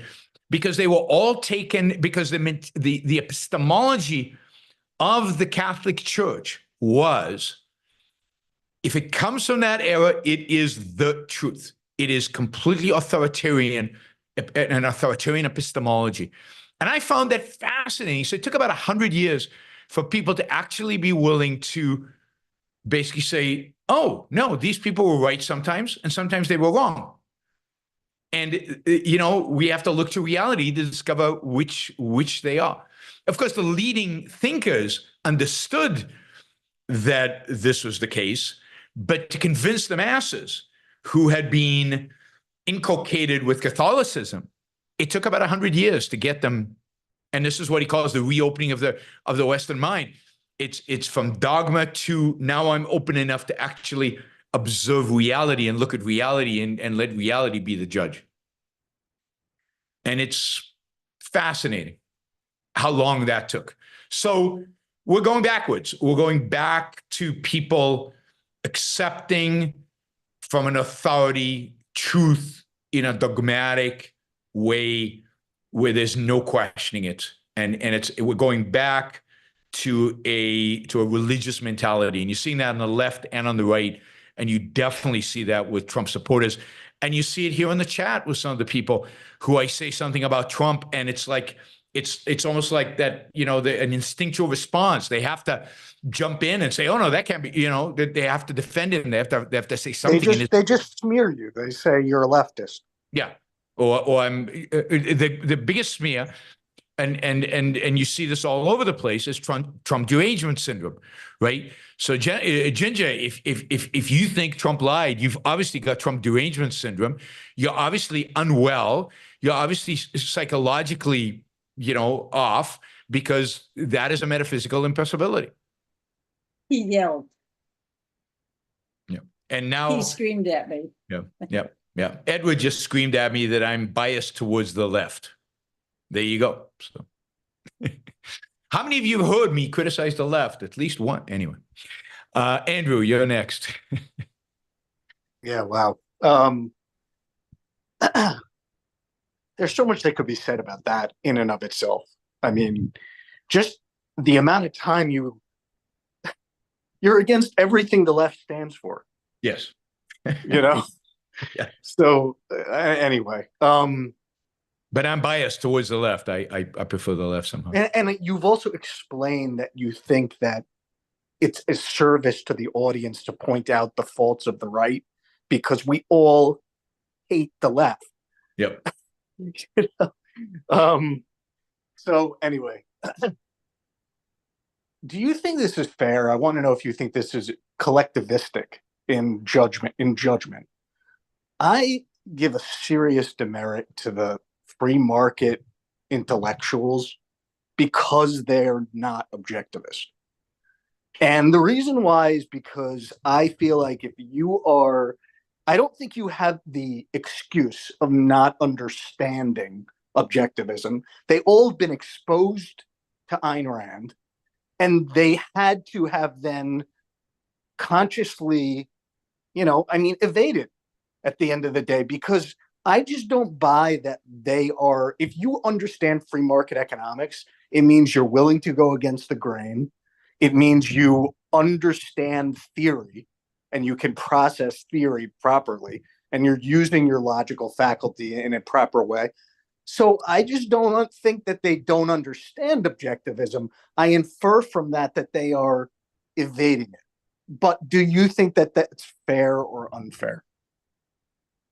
Well, it depends on what age they were exposed to objectivism, but I think it's fair. I mean, look, I think almost everybody evades. It's just a question of how big an evasion it is and how serious it is and how much moral weight you want to give it. But look, everybody who reads Ayn Rand, or a lot of people who read Ayn Rand probably evade, but then, evasion is something that most people do a lot of. Yeah, so it doesn't surprise me. So you're a free market economist, but you're also religious. Ayn Rand is challenging your religion. You don't want to go there. You just don't want to go there. So you stop. So you just cut it off. You get what you want. Oh yeah, she supports capitalism. Good. I'm with her on that. But the rest of the stuff I don't get, or I don't care, or I don't want it to be true. Or I don't know that it's true. I'm not going to read it because I don't want to discover that it's true. Whatever the tactic is, your religion is more important than anything else, or your commitment to anarchy. You've worked it all out already. It makes sense to you in in a rationalistic sense. And can I give you an example, actually, and see who you react to? Like, what about Jonah Goldberg? Yeah, well, I find him particularly hostile. Don't give Jonah Goldberg credit he doesn't deserve. Jonah's no free market economist. Look, Jonah's a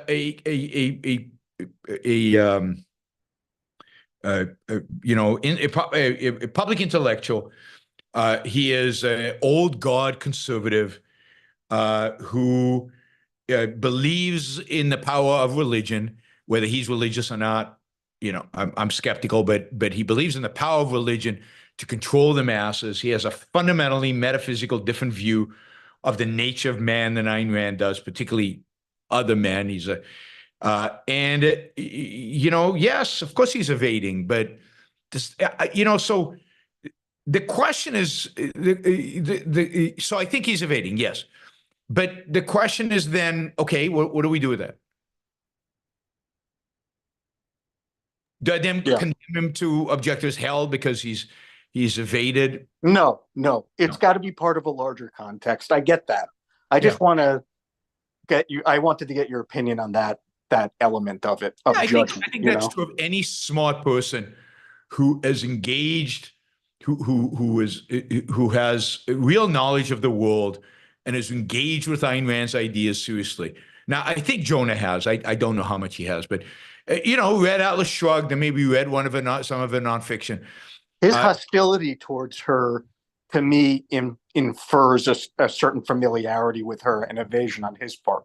Yeah, but partially is because he identifies her as the enemy, on his flank, because to him, as most conservatives, challenging things like religion and tradition, he's going to fall on that sword. He's going to fight for that to the extent that he can. Right? So she's a threat because she's challenging two of the most important things to him as a conservative. And he is a committed conservative, particularly at this age. Right. Got it. Thank you. Yep. Adam.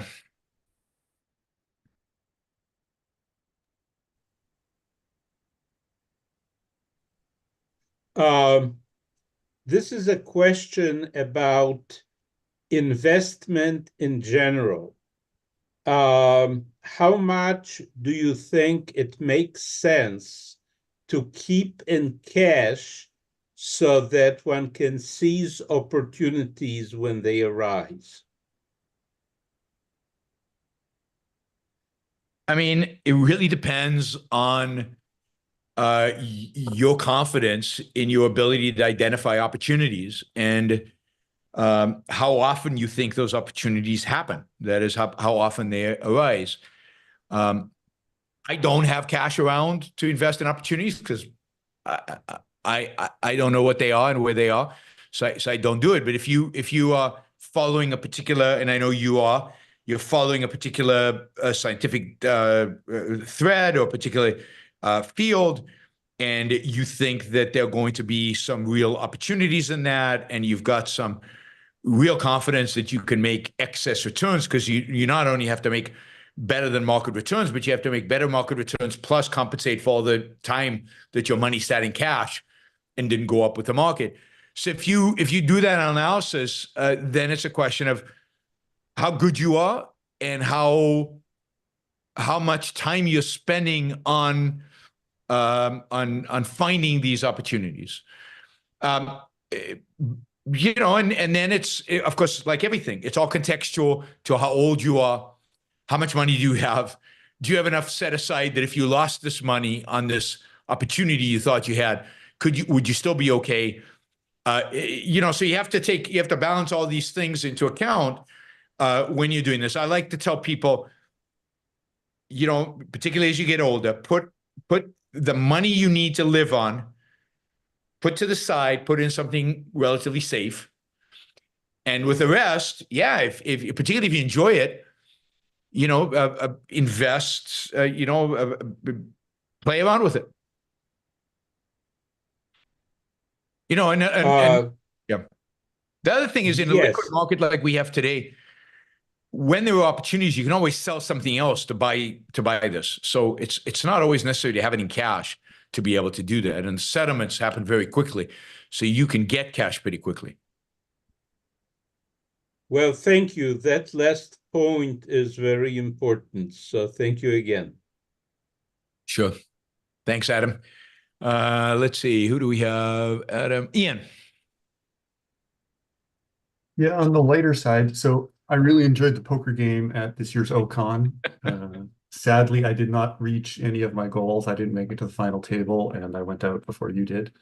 But one thing that I thought was interesting that happened, and I'd like to get your thoughts as an economist or economically trained person, is when we came to the last rebuy, where people can buy more chips, one person bought a lot of chips, like way more than I've ever heard of anybody buying. Yep. Like 5 times as many as anybody else.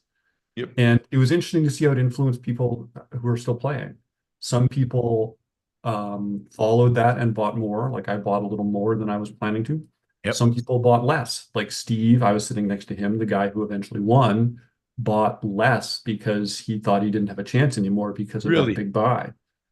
A lot of people thought, you know, okay, well, that person is just going to win. There's going to be no chance. And so it was interesting. It had kind of this like inflationary effect on the money pool. And I don't know, I just like to get your thoughts on what happened there and how you saw it influence people. Well, I mean, the way I think about it is by him getting more chips, he was definitely skewing the odds in his favor. So how much money you have at that point in the game is going to determine, to some extent at least, how long you're going to survive. So if you want to be successful, the rational, calculated choice should be to do as much as you can. It should motivate you to spend more money if what you want, if the value is to stay in the game and to be successful, because the odds have just changed, right?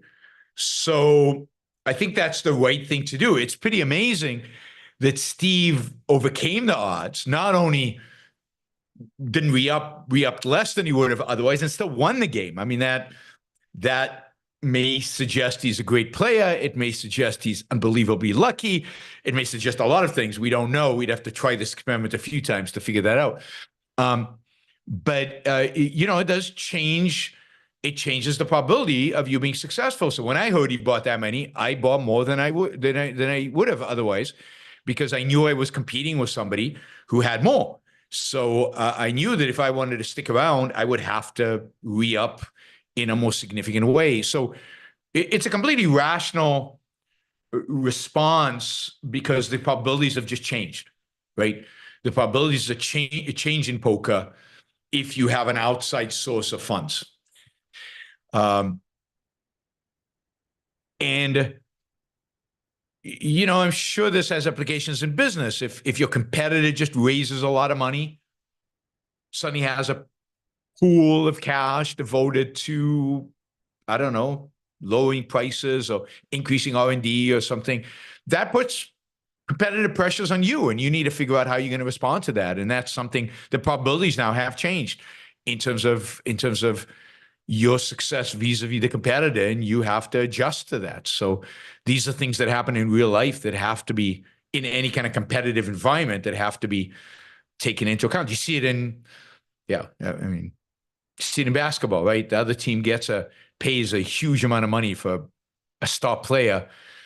If you're competing with them, you gotta readjust. One other fun thing, I don't know if you knew this. So two people at the final table, at least two, Kirk and Eric, both were on their original buy. They did not rebuy at all, and I think they went out 5th and 6th. So that's pretty impressive on no rebuys. That is amazing. Because what's amazing about it is because they up the what do you call it, the tax, the blinds, and those blinds are increased at an exponential rate, so that by the time you're at the final table, basically you're all in almost immediately because the blinds are so high. And the ante is up and the blind is up. So that's pretty amazing that they survived on the original thing. Good for them. Again, they're either great poker players or unbelievably lucky. But whatever it is, good for them. Yeah, I bought a bunch of chips, so I can't claim. But I know I'm not a good poker player, so I have to use whatever I can get in order to get to that final table and maybe one day try to win the whole thing. Some of it is luck, right? Because the cards are the cards. That is a luck. But I think people who play poker consistently, it's ability, because they know the odds. If you can calculate the odds, if you can run the odds in your head, and the really great poker players do that, they have mathematical minds, they know the odds, and they play every hand, they play the odds, then you can win consistently. And I know people who win consistently at poker. As I said, I know Annie Duke. She's won several tournaments, one of the great poker players. All right, let's see. That was Ian. Thanks, Ian. Jennifer. Do you think it's valid to say that in life there can be times that are like special, like a vacation is a good example, where you're going somewhere new and seeing new things, doing new things? You can't do everything new every day, because there's things that you value that you do over and over, obviously. Yeah, absolutely. That doesn't mean that it's better than what you do every day. Yeah, but things, I think there's definitely things that are special, there's things that are different, the things that are exciting more than day-to-day stuff. So yes, absolutely. And life is full of experiences, and one should try to, particularly if you like them, if you find these special events particularly stimulating, try to do as much as you can of them. Is there something to be said?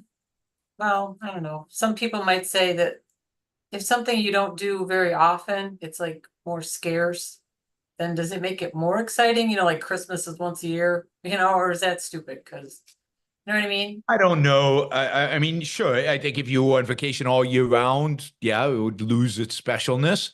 So yes, there is something to that, but you would have to figure out for yourself what is the balance of what is exactly is going on and what makes it special, right? And whether how often you do it is a factor in making it special. Yeah, because I think sometimes there are some people that they might get addicted to that kind of thing, like newness or whatever, and they flip from job to job or from relationship to relationship because they can't. You never heard of that? People that do that, and that's Yep, not good absolutely. either. So No, I think that people who live in adrenaline and they can't settle and they want that, and that's not healthy. right. So you want to keep pushing yourself, but that doesn't mean you want constant change. But you want to change often enough to make life interesting. Okay, thank you. Thanks, Jennifer. I'm Len. Yeah, more of a what if kind of thing, that if we had a proper society, what kind of legal system would you base that on? Civil, common, something different? Maybe for the sake of, like, I think I have a general understanding of what's different between those two systems, but you probably have better expertise that you can. Yeah, I mean, ultimately, the United States system is a mixed system. It's got elements of civil law and of kind of common law. So there are elements of laws legislated, but laws also, in a sense, derived from the courts and experience and new things. And I think that's the right approach. I mean, there are other issues like should we have a jury system or a system like in Europe, like France, where the judge serves as a seeker of truth rather than just as an arbitrator and there's no jury. Lenin Peikoff seemed to think that the French system was most consistent with reality and truth than the jury system. I don't have a strong opinion either way. I mean, I like the idea that what I hate about the American system of criminal law is the idea that the defense attorney must defend his client no matter what, even get him off, even when he knows he's guilty, right? There's no sense in which the process is truth seeking. And the nice thing about the continental system is it's focused on discovering the truth. And it doesn't matter where the truth comes from, that is who discovers it, and they have to disclose the truth. They're not just there to get the guy off no matter what. I really hate that about the American system, is somebody can be obviously guilty and get off because a great lawyer gave a great speech or something like that. So, right.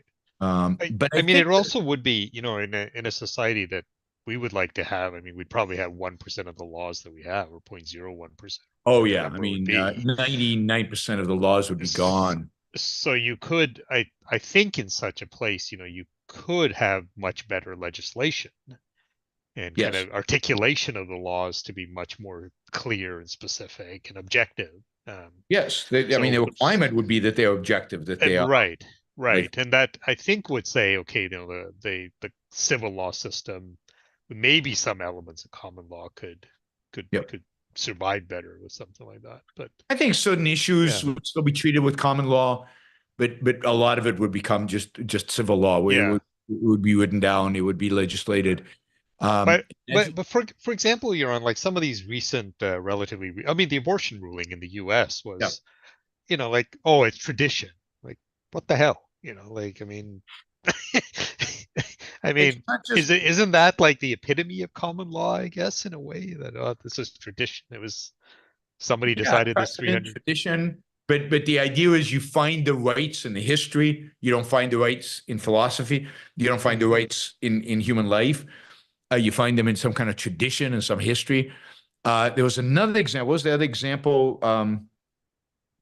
Well, that I think the one you just talked about the other day. Well, there was a whole thing about, well, this is going to affect tax revenue or something like that. There was some Yes, I pathetic mean, ruling no, I around mean, that. the courts today are Yeah. completely pragmatic, right? Right. They have some ideological basis, but for the most part, they Are are. you thinking of Obamacare and Roberts' No, it was more recent. It was rationalization? just 2 or 3 No, days just ago. recent. Yaron talked about it. It was Yeah. one of the recent rulings. Yeah. I But think he Gorsuch totally, came I mean, out with. Roberts totally twisted the law in that instance to get that decision, don't you think? So that happens a lot of times. Yeah. And yes, but you know, the reasoning that they gave for the decisions that we just got is so convoluted. It's so wrong. It's so based on the wrong premises, history, tradition, whether the government loses revenue or not. I mean, all these weird that should have nothing to do with legal decisions. But yeah, I think that in a proper judicial system, we would have a much clearer constitution. Mhm. It would be cover many more of the issues and the points. What individual rights are would be clearly defined and explained and concretized, so that we don't invent rights to things we don't have, and we would properly know what rights are and what are not. So you wouldn't even have to have a Bill of Rights, really, because if you had a proper definition of rights, you don't need the Bill of Rights.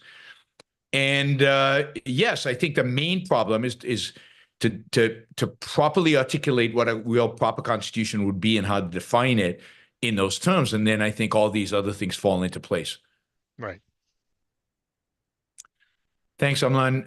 Let's see. Last is, I think, Randy. Yeah, this is related to his last question. Can you hear me all right? Yep.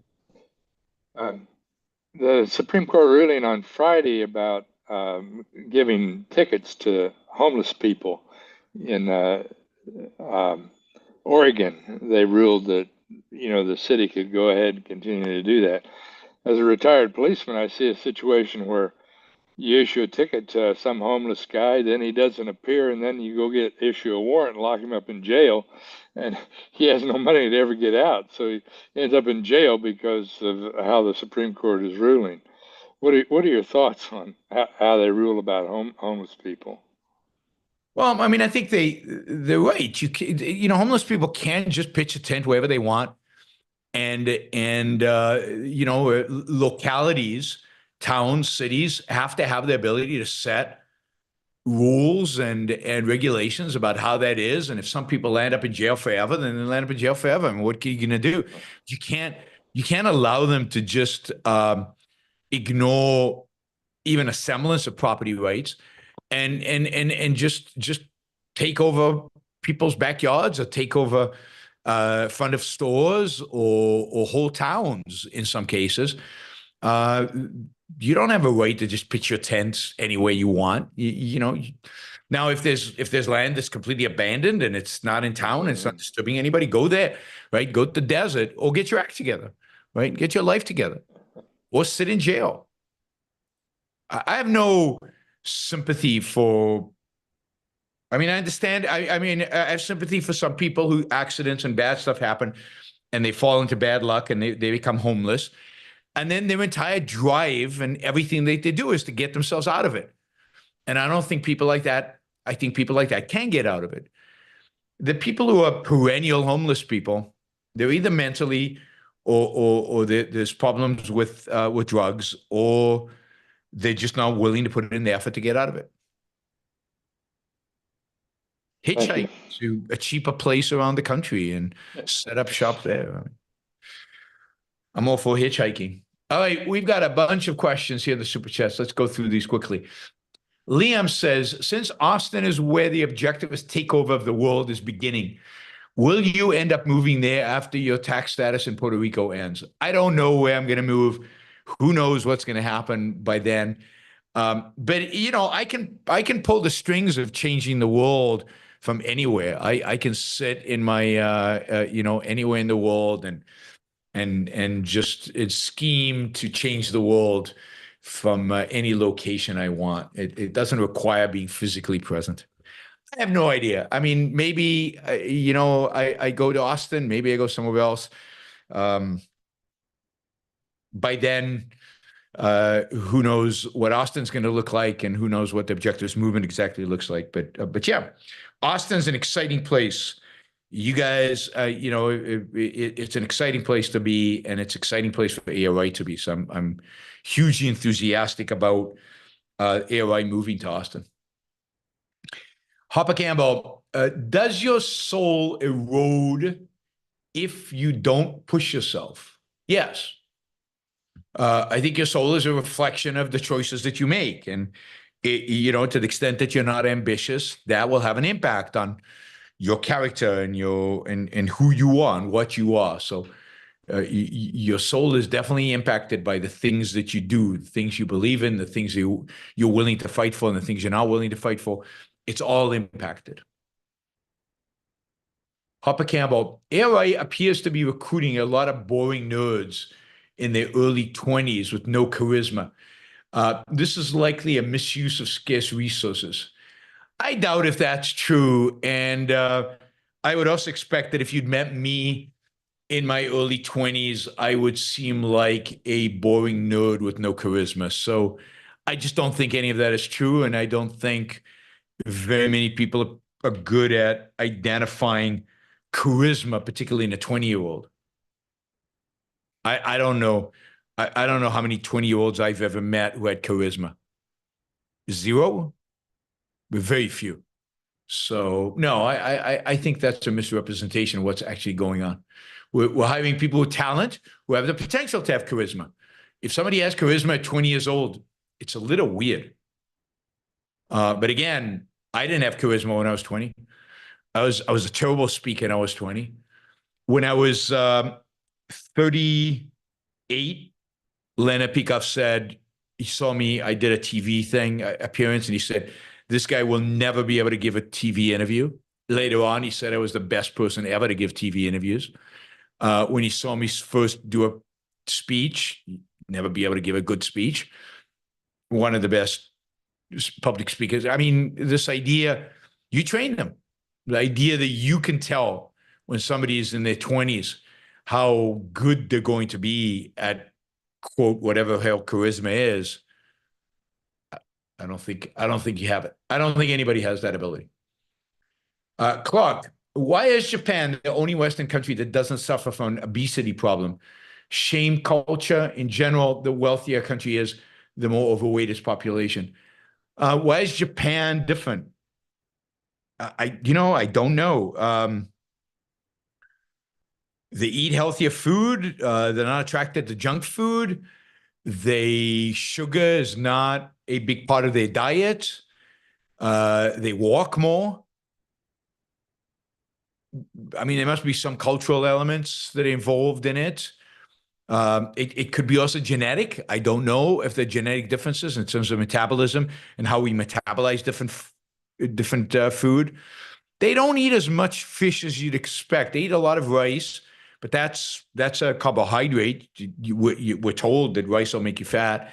But I don't think they eat a lot. I think their calorie count is low, and I think they walk a lot. But it's also possible, for example, depending, they could have something in their genes that make them metabolize food better. I don't know. But I think a lot of it is the walking.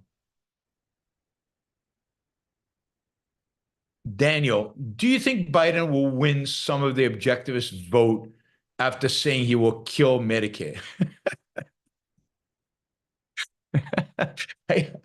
I didn't think of that, Daniel. That's a good one. We should all vote for Biden because he's going to kill Medicare. I like that.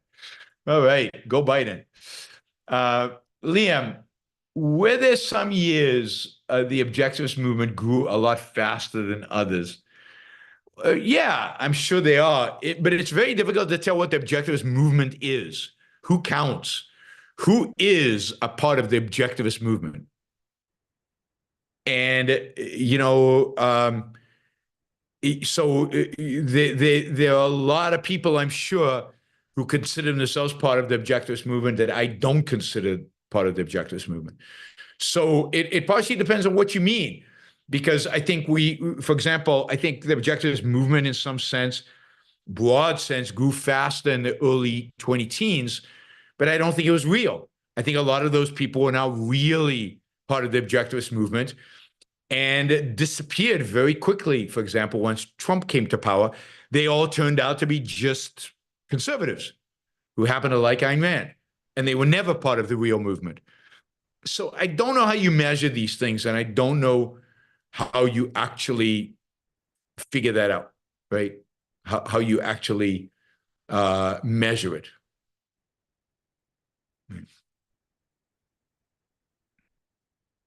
James, Joe Biden sounds like the reason shampoo bottles have instructions.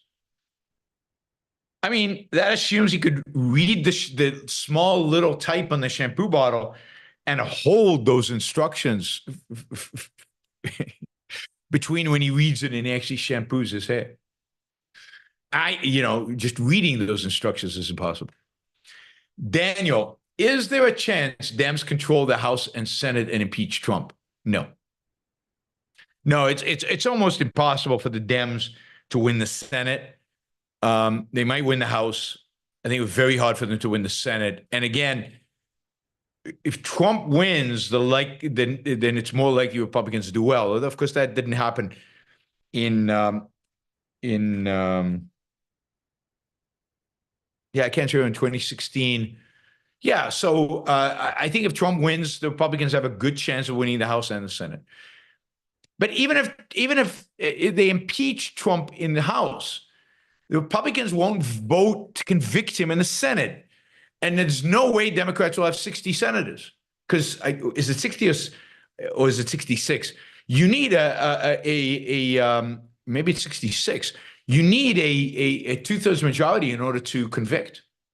You can't convict on 50%. And they couldn't get it January 6th. After January 6th, you think they'd get it today? There's just no way.